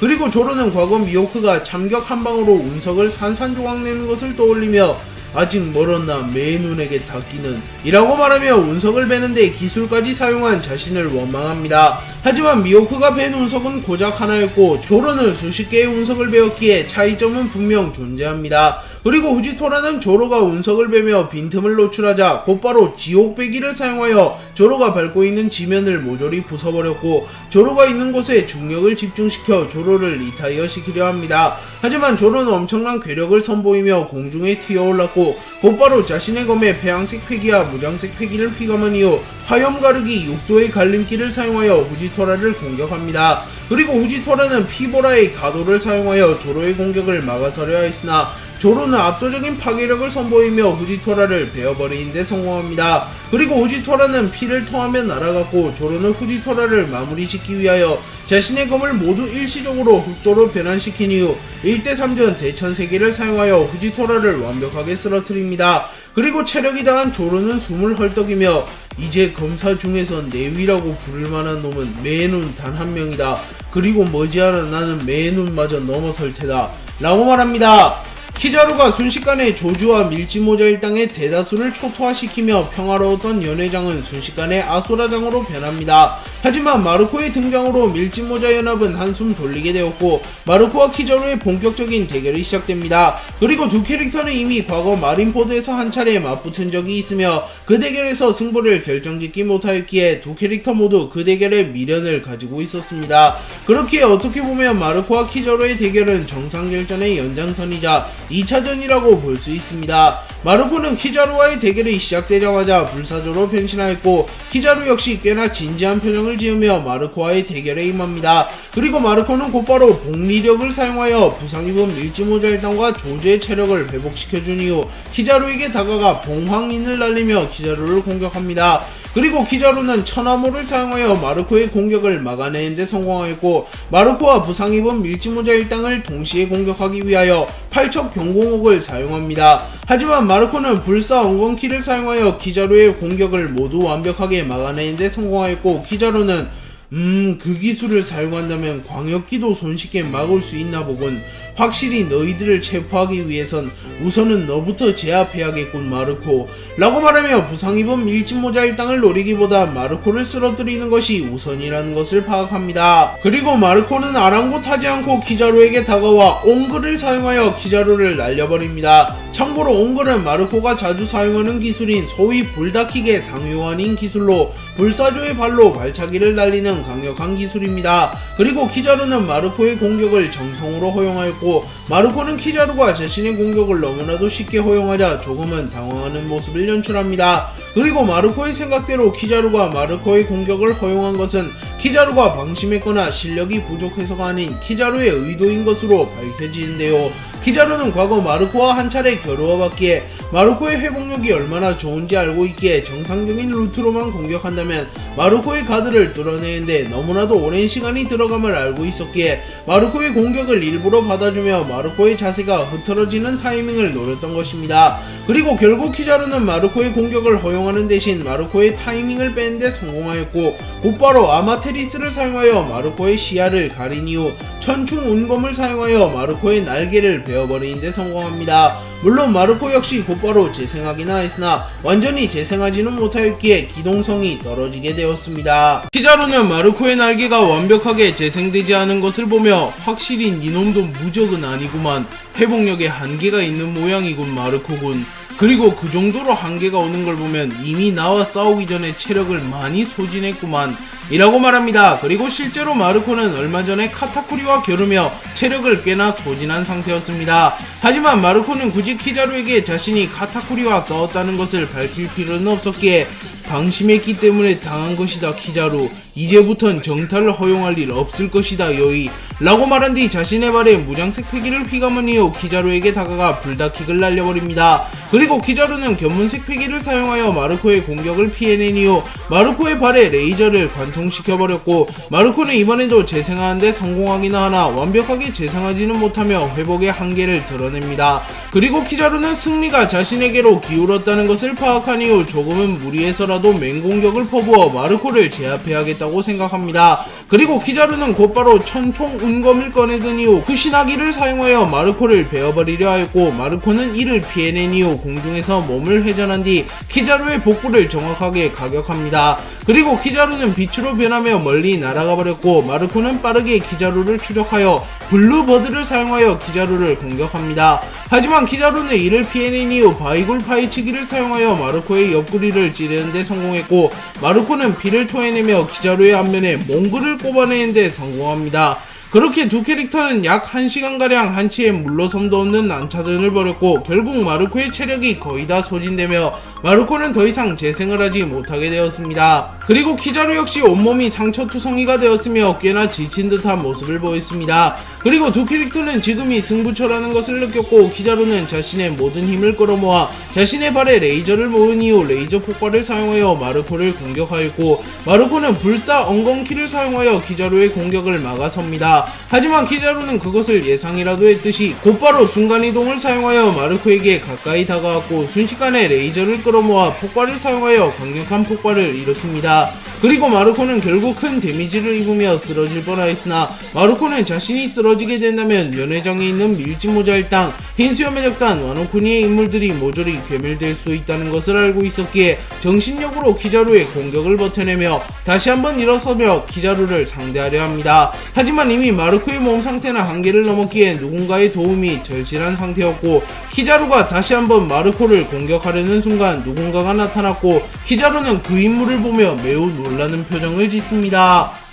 보통 해군 원수들은 일전에 나서는 경우가 거의 없으며 해군본부에 머무르며 해군을 통솔하는 것이 일반적입니다. 그리고 현재 원피스에서 해군 원수가 일전에 나서서 직접 전투를 한 대결에는 센고쿠가 일전에 나서서 전투한 정상결전밖에 없습니다. 그렇게 해군 원수가 나서는 일이 생기려면 적어도 상황을 상회하는 강자인 흰수염급 강자와의 대결 정도는 되어야 된다는 것을 알 수 있습니다. 그리고 이번에 아카이누가 직접 출격하여 루피와 에이스를 잡으러 왔기에 이는 루피와 에이스가 얼마나 강해졌는지 알 수 있는 부분입니다. 아카이누는 키자루 로쿠규 후지토라가 출격한 이후 자신도 직접 나서기 시작하였고, 아무래도 해군 대장과 원수가 나서는 것은 심리적으로 분명한 차이가 있었기에 해군들은 동요하며 더욱 긴장한 듯한 모습을 연출합니다. 에이스는 자신이 반드시 아카이누를 도맡아 상대하기로 결정하였고, 흰수염의 복수를 이뤄내고자 하였습니다. 그래서 에이스는 해군과의 대결이 시작된 이후 곧바로 아카이누를 찾아 나섰고, 공중으로 높게 튀어오른 뒤 견문색 패기를 사용하여 아카이누를 찾으려 합니다. 그리고 에이스는 마침내 아카이누를 발견하였고, 에이스는 곧바로 아카이누를 잡기 위하여 아카이누의 앞으로 갑니다. 그리고 에이스는 곧바로 불주먹을 날렸고, 아카이누는 엄청난 반응 속도를 보이며 에이스의 불주먹을 막아섭니다. 그리고 에이스는 아카이누 오랜만이다. 마린포드에서의 전쟁 이후 2년 만인가 니놈을 반드시 쳐 죽여버리려고 했는데 이곳에서 다시 만나다니 이번엔 반드시 니놈의 숨통을 끊어주겠다 라고 말했고, 아카이누는 해적왕 로저의 아들 불주먹, 마린포드에선 용케도 도망쳤더구나. 나야말로 이번엔 확실히 죽여주겠다 라고 말하며 아카이누와 에이스의 본격적인 대결이 시작됩니다. 그리고 두 캐릭터의 대결에는 사리가 가득 차 있었기에 가장 치열한 대결이 펼쳐질 것으로 보이고 있습니다. 에이스는 아카이누와의 대결이 시작된 이후 과거 아카이누가 흰수염을 공격하는 것을 떠올리며 매우 분노하기 시작합니다. 하지만 에이스는 레일리와의 수련에서 대결에서 불타오르며 감정 조절을 못하게 되면 재기량이 발휘될 수 없다는 것을 알게 되었고, 감정을 조절하는 방법을 수련받았고, 에이스는 이내 냉정해지기 시작했습니다. 또한 에이스는 자신의 눈앞에 있는 아카이누라는 인물이 얼마나 강한지 누구보다 잘 알고 있었기에 재기량을 발휘하지 못하면 아카이누에게 반드시 패배한다고 생각하였고, 에이스는 분노라는 감정을 다스리며 아카이누와의 대결에만 집중하려 합니다. 그리고 아카이누는 에이스에게 쓰레기 집단의 대장을 섬기는 놈답구나. 아버지라 부르는 자를 죽여버린 장본인이 네 눈앞에 서 있는데 아무것도 못하는 꼴이라니. 해군으로서 이런 말 하기는 좀 그렇지만 네 아버지인 골드로저는 그렇게 살지 않았다. 절대로 도망치는 일이 없었지. 그러니 로저야말로 해적왕이라는 타이틀과 잘 어울리지. 흰수염은 쓰레기에 불과하고 말이야 라고 말하며 에이스를 도발하였으나, 에이스는 니놈은 입으로 싸우나. 그러니 해군이 총출동해서 내 흰수염 해적단과 루피를 막지 못했던 것이지 라고 말하며 역으로 아카이누를 도발하는 모습을 보입니다. 그리고 에이스는 곧바로 자신의 주먹에 폐양색 패기를 휘감은 이후 불주먹을 사용하여 아카이누를 공격했고, 아카이누는 명구를 사용하여 에이스의 공격을 막아섭니다. 그리고 에이스는 빅만과의 대결이 얼마 지나지 않은 터라 빠르게 승부를 보지 않는다면 체력적인 한계에 부딪혀 아카이누에게 패배할 가능성이 높다고 판단하였고, 빠르게 승부를 보기로 결정합니다. 물론 루피가 정신을 차릴 때까지 시간을 끄는 것도 하나의 방법이지만 에이스의 성경싹 아카이누를 상대로 시간 끌기를 할 리는 없었기에 에이스가 선택한 방법이 최선책이라고 볼 수 있습니다. 에이스는 아카이누와의 대결에 다른 이들이 난입하는 것을 막기 위하여 불기둥을 사용하여 거대한 장막 같은 불기둥을 생성하였고 곧바로 아카이누에게 다가가 십자화를 날려버렸습니다. 하지만 아카이누는 이를 가볍게 막아버립니다. 그도 그럴 것이 아카이누는 전신이 마그마인 마그마 인간이었으며 마그마그 열매는 이글이글 열매의 상위 호환인 열매이기에 에이스가 불을 활용하여 아카이누를 상대하는 것은 비효율적이었습니다. 그래서 에이스는 이글이글 열매의 능력을 사용하기보단 패기를 중점으로 전투하려 합니다. 그리고 에이스는 자신의 주먹에 문양색 패기를 두른 이후 아카이누의 복부를 향하여 주먹을 날렸고 아카이누 역시 자신의 주먹에 무장색 패기를 두른 이후 견신 홍련을 사용하여 에이스의 공격을 막아냅니다. 하지만 에이스는 이를 예상이라도 한 것처럼 자신의 공격이 끝나자마자 곧바로 공중에 튀어오른 뒤 자신의 아버지 로저의 카무사리처럼 폐양색 패기를 휘감는 경지를 넘어 폐양색 패기를 방출시키는 기술을 사용하였고 아카이누는 충격을 받으며 멀리 날아갑니다. 그리고 에이스는 쓰러진 아카이누에게 추가 공격을 하기 위하여 아카이누에게 빠르게 접근한 이후 대염계를 사용하여 아카이누를 공격하려 합니다. 하지만 아카이누는 에이스가 다가오자마자 빠르게 흐트러진 자세를 바로잡은 이후 대분할을 사용하여 에이스를 대염계와 함께 태워버렸고 에이스는 충격을 호소하며 주저앉습니다. 그리고 아카이누는 전신을 마그마로 뒤덮은 뒤 에이스에게 다가오며 불주먹 과거보단 확실히 강해진 것 같구나. 하지만 강해진 건 이놈만이 아니다 라고 말합니다. 실제로 아카이누는 정상결전 이후 아오키지를 쓰러뜨리며 더욱 강해졌고 해군 원수로 진급한 이후에도 수련을 멈추지 않으며 더욱 성장했기에 원수가 된 아카이누는 카이도우 샹크스 등 신세계의 정점에 오른 이들과 비교하여도 손색 없는 강자라고 볼 수 있습니다.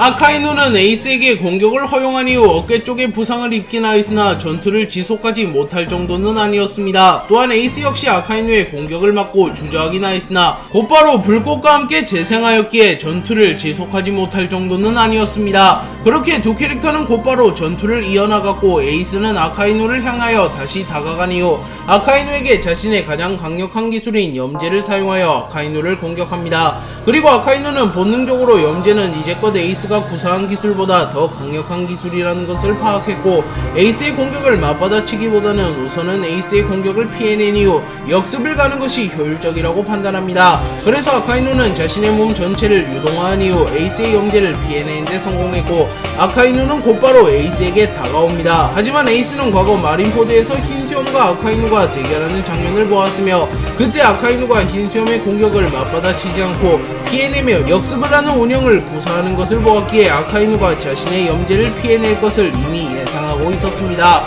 그리고 에이스는 염제를 그토록 간단하게 피할 수 있었을 것이라고 생각했나?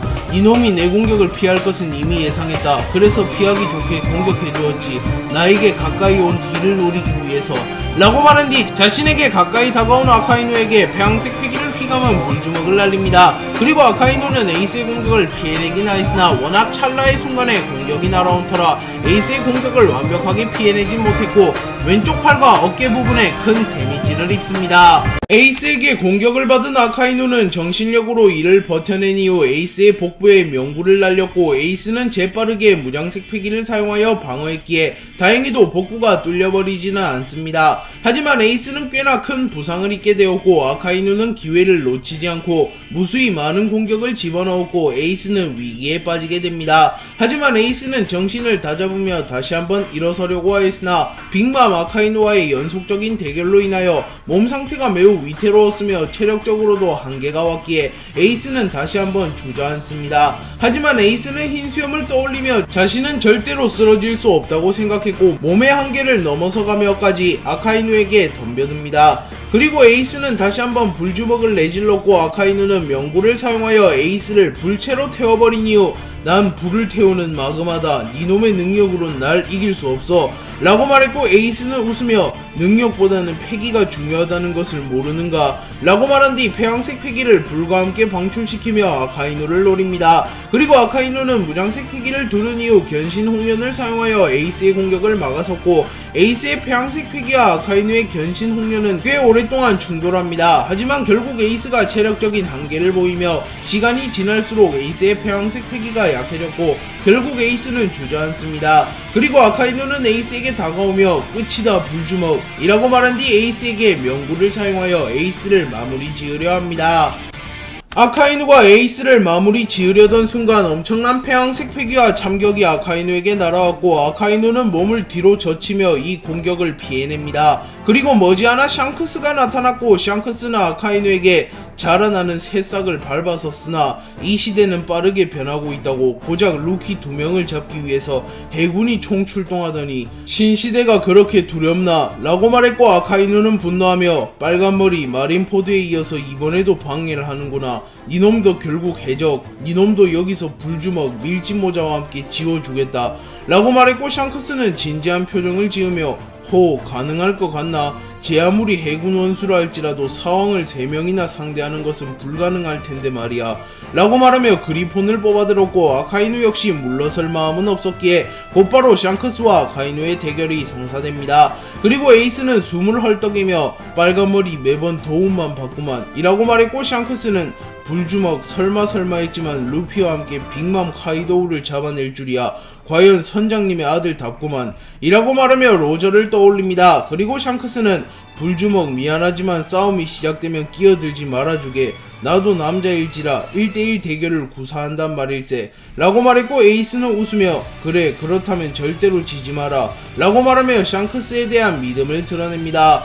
샹크스의 등장과 동시에 와노쿠니 쿠리 해역에 빨간머리 해적단의 선박이 등장하였고 빨간머리 해적단의 간부들은 곧바로 밀짚모자 일당과 흰수염 해적단을 돕기 위하여 흩어집니다. 그리고 벤베크맨은 견문색 패기를 사용하였고 연회장에서 마르코와 키자루가 충돌하고 있는 것을 감지합니다. 그리고 벤베크맨은 곧바로 연회장으로 향했고 마르코가 잘 버티긴 하였으나 키자루에게 밀리고 있는 모습을 보게 됩니다. 그리고 벤베크맨은 키자루의 머리에 총을 겨눈 이후 아무것도 하지 마라 키자루 라고 말했고 키자루는 매우 놀라며 우선은 마르코를 향한 공격을 멈춥니다. 그리고 키자루는 오우 벤베크맨 이놈이 여기 나타났다는 건 빨간머리 해적단이 왔다는 건가 라고 말했고 벤베크맨은 이놈들이 신시대를 부수는 걸 지켜만 볼 순 없지 라고 말합니다. 그리고 키자루는 아무래도 여기서 밀짚모자와 불주먹을 잡지 않는다면 세계는 대혼돈에 빠질 것 같은데 역시 잡아둬야 되나 라고 말한 뒤 마르코를 발로 차서 날려버린 뒤 벤베크맨에게 다가와 벤베크맨을 차버리려 합니다. 하지만 그 순간 벤베크맨은 몸을 뒤로 젖히며 키자루의 공격을 피해낸 이후 자신의 총에 무장색 패기를 두른 이후 키자루를 향하여 마치 몽둥이처럼 휘두릅니다. 그리고 키자루는 팔꿈치로 벤베크맨의 공격을 막은 뒤 이놈과 싸우기는 싫었는데 말이지 역시 그냥 넘어갈 순 없나? 라고 물었고 벤베크맨은 와노쿠니에서 떠나가라. 그것이 전쟁을 멈추는 유일한 방법이다 라고 말합니다. 샹크스와 벤베크맨의 등장 이후 와노쿠니 곳곳에서 빨간머리 해적단이 등장하였고 조로와 후지토라가 있는 곳에는 혼고우가 나타납니다. 그리고 혼고우는 후지토라를 쓰러뜨린 조로를 보며 이야 대단한데 해군 대장을 잡아낼 줄이야. 여기는 내가 도와줄 필요도 없겠구만 이라고 말했고 혼고우는 체력이 다한 조로를 잡기 위해 나타난 해군을 보며 굳이 죽고 싶다면 말리지 않겠지만 만약 우리들을 노리면 모조리 죽여주겠어 라고 말했고 홍고우의 명성을 익히 알고 있는 해군들은 놀라며 우선은 쓰러진 후지토라를 수습하여 데리고 갑니다. 그리고 쌍기와 로쿠규가 있는 곳에는 럭키루가 나타났고 럭키루 역시 홍고우와 마찬가지로 쌍기를 해군들로부터 지켜줍니다. 그리고 봉크펀치, 야손 몬스터 등 타 빨간머리 해적단의 간부들 역시 곳곳에서 해군을 소탕하며 해군들의 진격을 막아섭니다.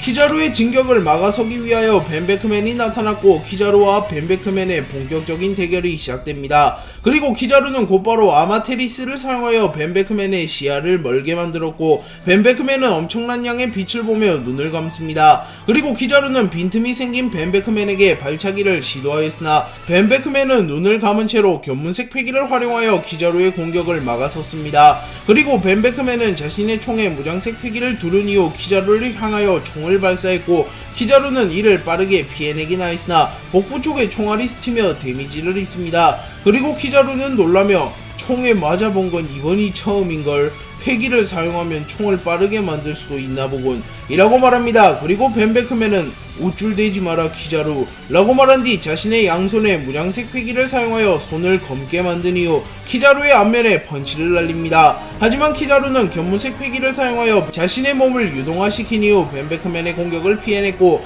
레이저를 날려 벤베크맨의 다리를 뚫어버립니다. 그리고 키자루는 곧바로 공중에 튀어오른 이후 팔척 경공옥을 사용하여 쓰러진 밀짚모자 일당과 흰수염 해적단 잔당을 공격하였고 벤베크맨은 이들을 지키기 위하여 무리하게 키자루의 공격을 막아섰고 결국 빈틈을 허용합니다. 그리고 키자루는 이 틈을 놓치지 않고 곧바로 팔지경을 사용하여 벤베크맨에게 다가갔고 바위굴 파헤치기를 사용하여 벤베크맨의 복부를 찔러버립니다. 그리고 벤베크맨은 여전히 건재하긴 하였으나 이대로 전투가 흘러간다면 키자루의 승리 확률이 더 높았기에 키자루에 의하여 연회장은 괴멸될 위기에 처합니다. 하지만 키자루 역시 조즈, 마르코, 벤베크맨과의 연속적인 대결로 인하여 체력이 크게 소진되었고 키자루 역시 숨을 헐떡입니다.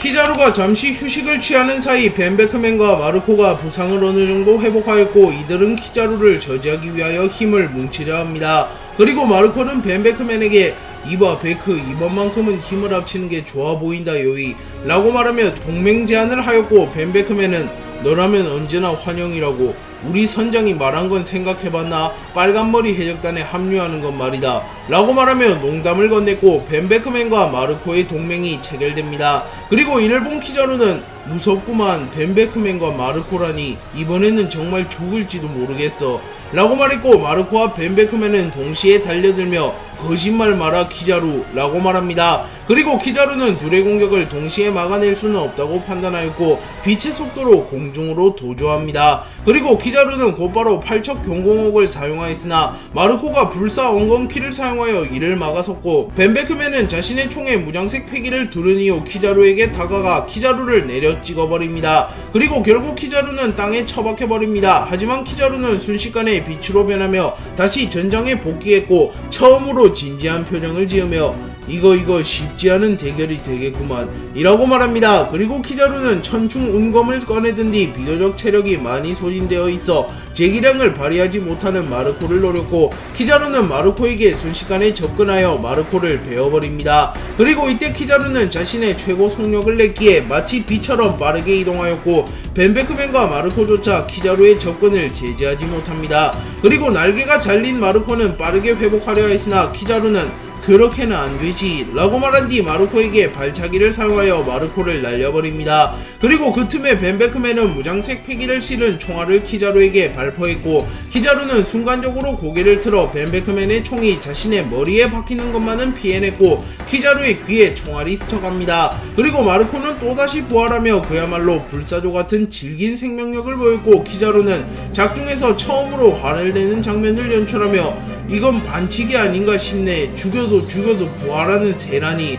라고 말했고 마르코는 웃으며 이놈의 속도도 반칙이라고 아버지보다 빠르게 움직이는 놈은 처음 봤구만. 해적왕도 아버지도 당신처럼 움직이지 못했다고 요이 라고 말하며 키자루가 스피드만큼은 로저와 흰수염을 능가한다고 말합니다. 그리고 다시 키자루와 마르코, 벤베크맨의 대결이 시작되었고 오랜 공방을 주고받기 시작합니다. 아카이누는 갑자기 나타난 샹크스를 보며 빨간머리 지난번부터 방해를 해대더니 해적들끼리 동질감이라도 느낀다는 거냐? 아니면 로저의 아들을 지키기 위한 사명감이라도 있는 거냐? 라고 물었고 샹크스는 웃으며 아카이노 이제 막 신시대를 열고 있는 실록들에게 해군 원수 대장이 모조리 출동하여 그들을 곧장 죽이려 하는 건 우스운 꼴이 아닌가? 아니면 신시대가 그렇게 두려운가?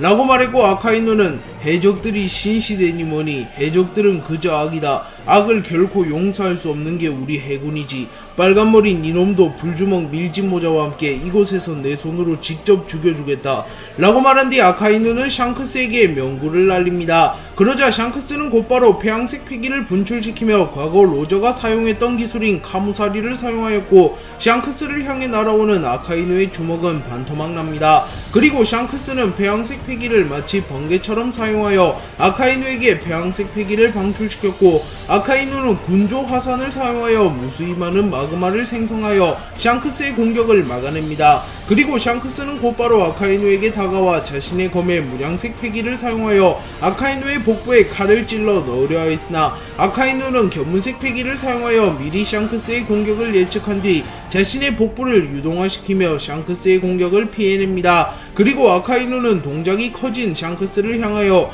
용암 팽창을 사용한 뒤 샹크스를 마그마로 뒤덮어버렸고, 샹크스는 무장색 패기를 사용하여 재빠르게 아카이누의 공격을 막아서긴 했으나 약간의 충격을 받습니다. 그리고 샹크스는 아카이누가 견문색 패기를 매우 잘 활용하는 것을 파악하며 아카이누의 견문색 패기를 차단하기 위하여 견문사해를 사용합니다. 그리고 견문색 패기를 차단하는 인물을 처음 만나본 아카이누는 당황하며 빨간머리 무슨 짓을 한 거냐? 숨겨진 능력이라도 감추고 있는 거냐? 라고 물었고, 샹크스는 난 능력자가 아니다. 세상은 능력 따위로 지배할 수 없다네 아카이누.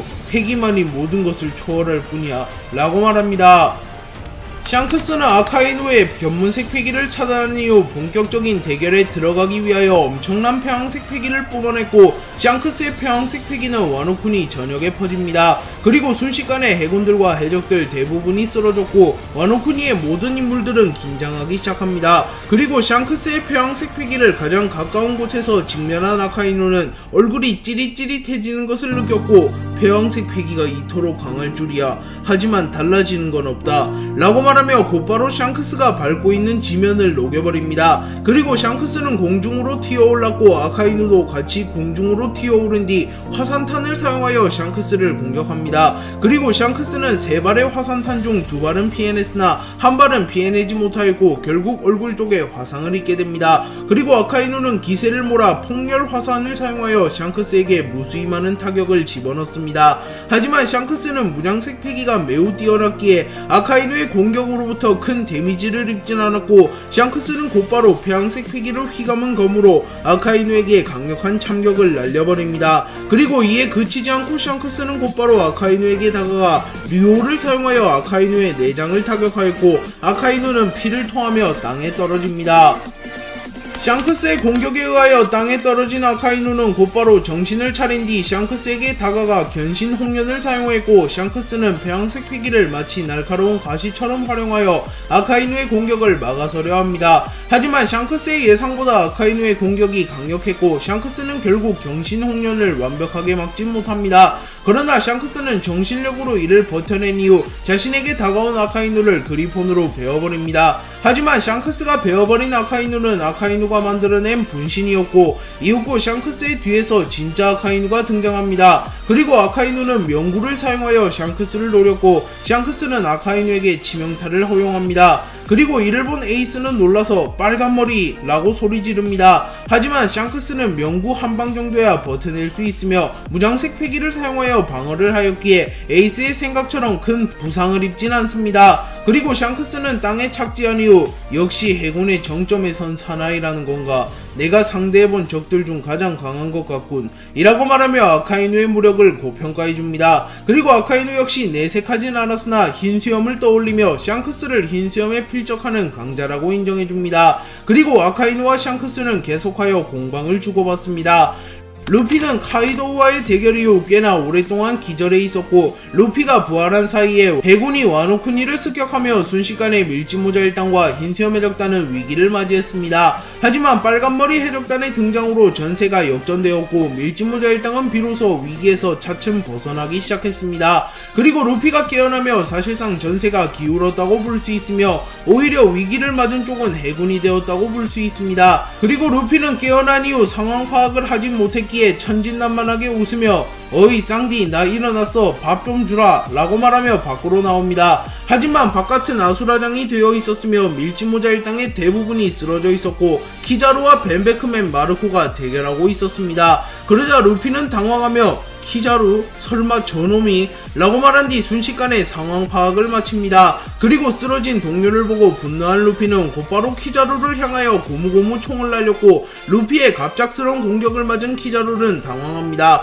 그리고 루피는 매우 분노하며 기어 5를 사용하려 했으나 카이도우와의 대결로 인하여 체력이 많이 소진되었던 루피는 단번에 기어 5를 사용하지는 못합니다. 그리고 마르코는 루피에게 무리하지 마라 밀짚모자. 어차피 지금 상황은 우리가 유리하다 요이. 동료들을 지키지 못한 것은 유감이다 라고 말했고, 벤베크맨 역시 이놈은 우리에게 맡겨라. 그리고 우리가 알고 있는 정보에 의하면 이 전쟁은 곧 끝날 거다. 혁명군이 마리조아로 향하고 있거든 이라고 말합니다. 그리고 키자루는 결국 깨어난 건가 밀짚모자, 이런 상황을 원했던 건 아닌데 그리고 혁명군이 마리조아로 향하고 있다고? 라고 말하며 당황하는 표정을 짓습니다. 그리고 머지않아 키자루의 전보벌레가 울립니다. 키자루는 혁명군이 마리조아를 기습한다는 소식을 들었기에 전보벌레가 울리자마자 전보벌레를 집어들었고, 키자루에게 통화를 건 인물은 세계정부의 전군 총수 콩이었습니다. 그리고 콩은 다급한 목소리로 와노쿠니의 빨간머리 해적단까지 나타난 것은 예상치 못한 일이다. 제 아무리 해군이라 할지라도 세계의 사왕 해적단을 상대하는 건 무리다.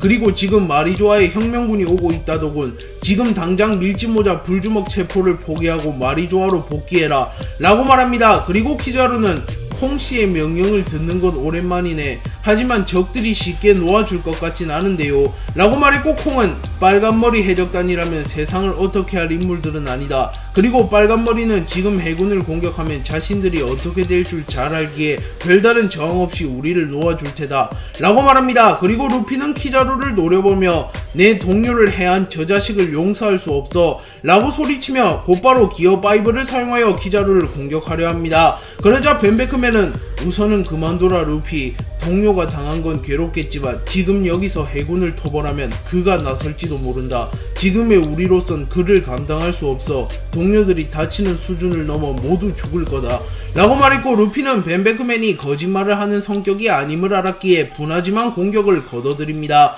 그리고 키자루는 벤베크맨 그 사람을 알고 있을 줄이야. 역시 빨간머리 해적단인가. 헌데 그 사람을 언급하는 것조차 중죄인 걸 모르나. 너희들도 선을 넘으면 세상에서 지워지는 걸세 라고 말합니다. 그리고 벤베크맨은 추하게 굴지 말고 꺼져라 키자루. 어차피 니들은 모두 천룡인의 노예가 아닌가 라고 말했고, 키자루는 우선은 명령을 듣는 것이 우선이었기에 후퇴합니다. 그리고 루피는 그 사람이 도대체 누구길래 동료가 다치는 걸 보고도 가만히 있어야 되는 거야 라고 물었고, 벤베크맨은 한숨을 쉬며 우선은 샹크스와 얘기를 해봐라 루피. 나도 자세히 알지는 못한다 라고 말합니다. 키자루는 전장에서 후퇴한 이후 샹크스와 아카이누의 대결에 난입하였고, 아카이누는 보르살리노 밀짚모자 토벌은 끝이 났나? 라고 묻습니다. 그러자 키자루는 상부에서 복귀 명령이 떨어졌네. 콩씨가 직접 나섰다네 사카즈키. 혁명군이 마리조아를 기습했기에 복귀하라더군 이라고 말했고, 아카이노는 조금만 기다려라 보르살리노. 빨간머리 불주먹 밀짚모자의 체포가 눈앞이니 라고 말하며 상부의 명령을 무시한 채 샹크스와의 대결을 이어가려 합니다. 그러자 샹크스는 항명을 하는 건가? 이거 해군이 해적보다 개판이구만. 하지만 오늘은 이쯤 해둬라 아카이누. 나도 승부를 못 내는 건 아쉽지만 우리가 끝까지 가게 된다면 세상은 더욱 혼란스러워질 걸세. 그리고 어쩌면 그가 직접 일선에 나설 수도 있지 라고 말했고, 아카이누조차 샹크스가 이모의 이름을 들먹이자 별 수 없이 상부의 명령을 따릅니다. 그리고 머지않아 와노쿠니에서 모든 해군들이 떠나갔고 해군들은 모조리 마리조아로 향합니다.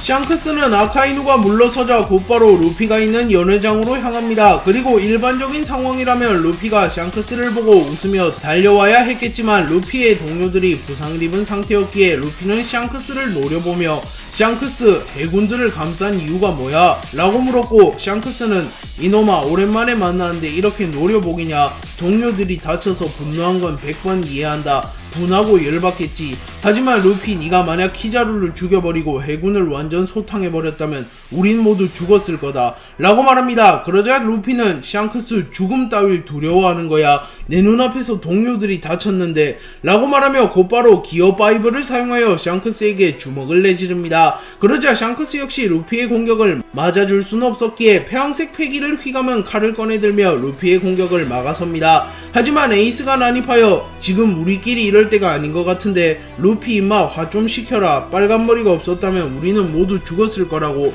라고 말했고, 루피는 분노한 얼굴로 해군이 괴멸되면 누가 우리를 죽이러 오는데 천룡인 걔들 다 병신이잖아. 샹크스 나를 납득시켜줘 라고 말했고, 샹크스는 세상의 진실을 다 들을 준비가 되었는가 이 이야기를 듣게 되면 너희들은 운명의 굴레 안으로 들어가는 거다 라고 말했고, 루피는 고개를 끄덕입니다. 샹크스는 루피, 에이스를 포함한 밀짚모자 일당, 흰수염 해적단 전원의 앞에서 세계 정부는 약 900년간 세상에서 군림해왔다. 그리고 현재도 해군을 필두로 세상에서 군림 중이지.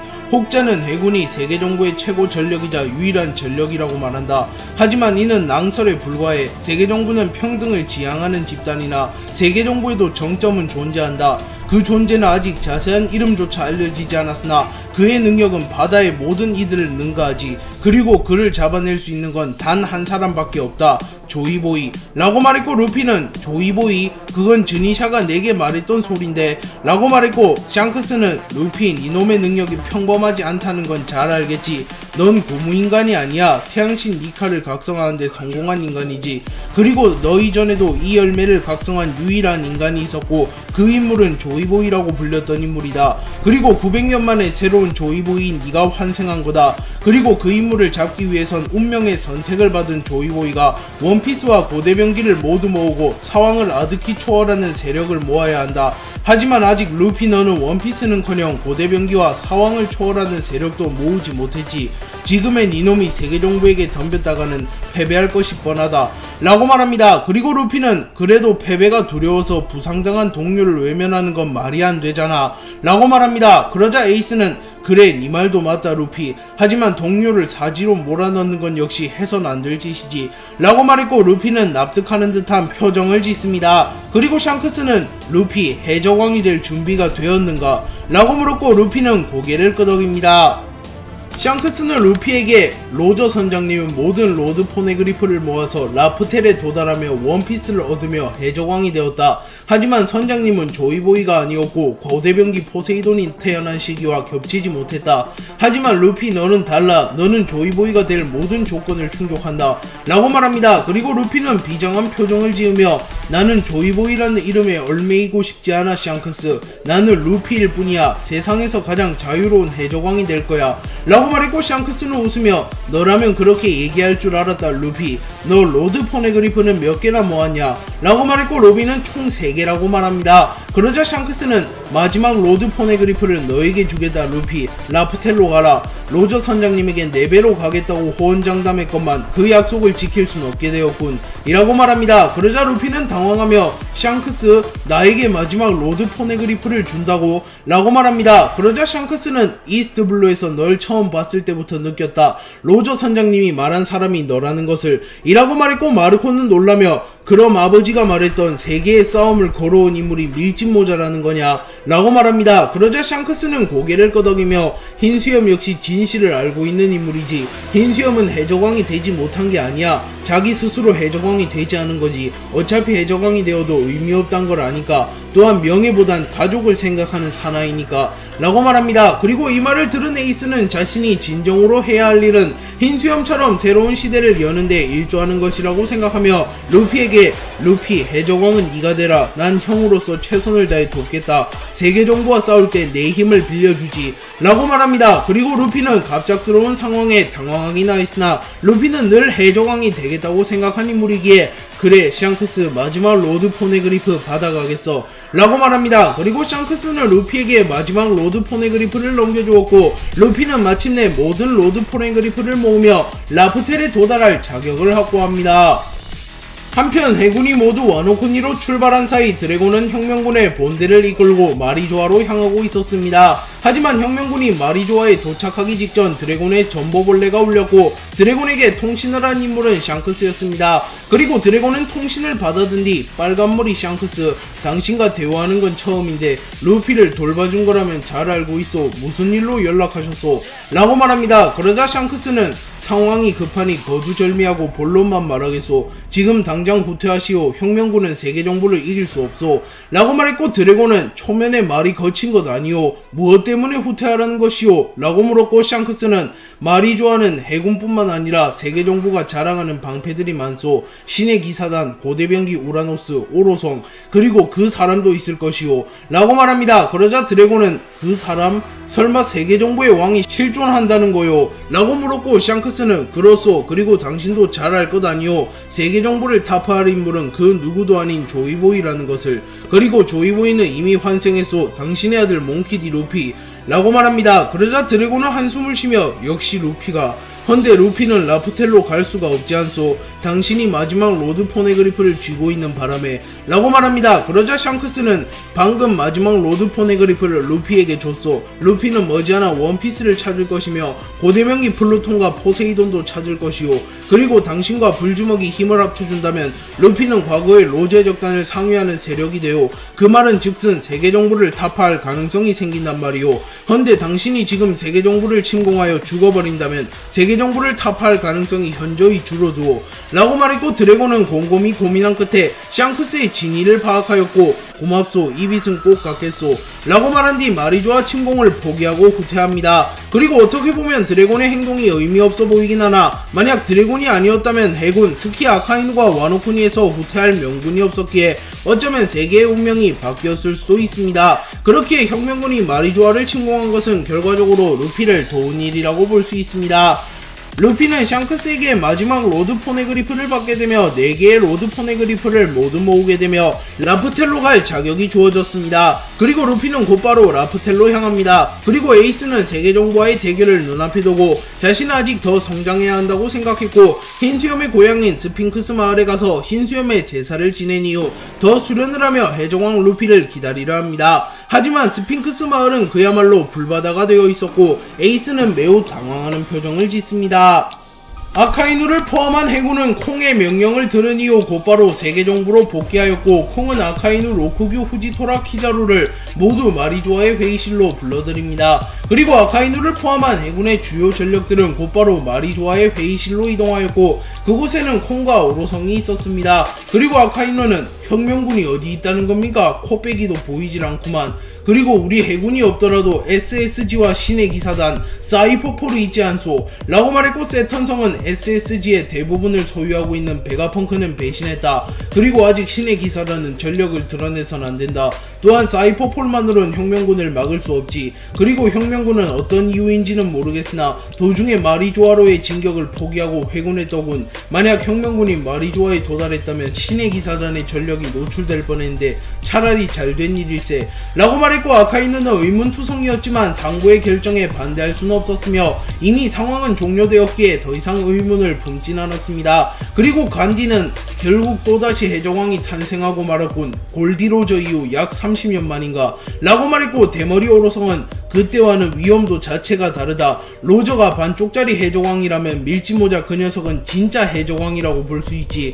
그놈이 머지않아 원피스와 고대병기를 모두 차지하는 날엔 세계정부에서도 놈의 진격을 막을 수 있다고 장담할 수 없네 라고 말합니다. 그리고 가장 젊은 오로성은 아카이누, 로쿠규, 후지토라, 키자루 너희들은 몸을 회복하는 것에 중점을 둬라. 머지않아 밀지모자가 세상의 운명을 건 대전쟁을 걸어올 것이다 라고 말했고 아카이누는 흰수염의 유언을 떠올리며 흰수염이 말한 세계정부의 전쟁을 걸어온 인물이 루피임을 확신하며 루피를 정상결전에서 제거하지 못한 것을 천추의 한으로 여깁니다. 그리고 콩, 아카이누, 후지토라, 로쿠규, 키자루는 물러났고 오로성은 이물을 만나기 위해 권력의 방 허의 옥자로 향합니다. 오로성들은 권력의 방에 들어왔고 허의 옥자에 앉아있는 이물을 바라보며 무릎을 꿇으며 이문이 미리 와 계셨습니까? 라고 말합니다. 그러자 이문은 루피의 수배설을 바라보며 800년 만에 나타났구나 조이보이 라고 말했고 오로성들에게 루피와 에이스를 제거하려는 계획은 실패했냐고 물었고 오로성은 혁명군과 빨간머리 해적단의 방해로 인하여 실패했다고 말합니다. 또한 루피가 4개의 로드 포네그리프를 모두 찾았다는 소식을 전했고 이문은 분노하며 단순히 원피스를 발견한다고 해서 나에게 큰 위협이 되진 않는다. 하지만 800년 만에 등장한 조이보이가 원피스를 찾는 것은 어쩌면 800년 전보다 더 위협되는 일이지. 800년 전에는 내가 이겼을지 몰라도 이번에도 내가 이긴다고 보장할 수는 없단 말이다 라고 말합니다. 그리고 이문은 최후의 전쟁을 각오하며 루피를 조이보이 이후 자신에게 등장한 최초의 도전자라는 사실을 인정하며 오로성에게 만반의 준비를 갖추라고 명령했고 800년간 미지의 전력으로서 전력을 감춰온 신의 기사단을 호출하였고 신의 기사단 역시 전쟁에 참전한 준비를 마칩니다. 그리고 오로성이 허의 옥자에서 떠나가자 이문은 곧바로 조이보이의 밀짚모자를 보관한 곳으로 내려가 조이보이의 밀짚모자와 루피의 수배서를 동시에 바라보며 분노한 듯한 표정을 짓습니다.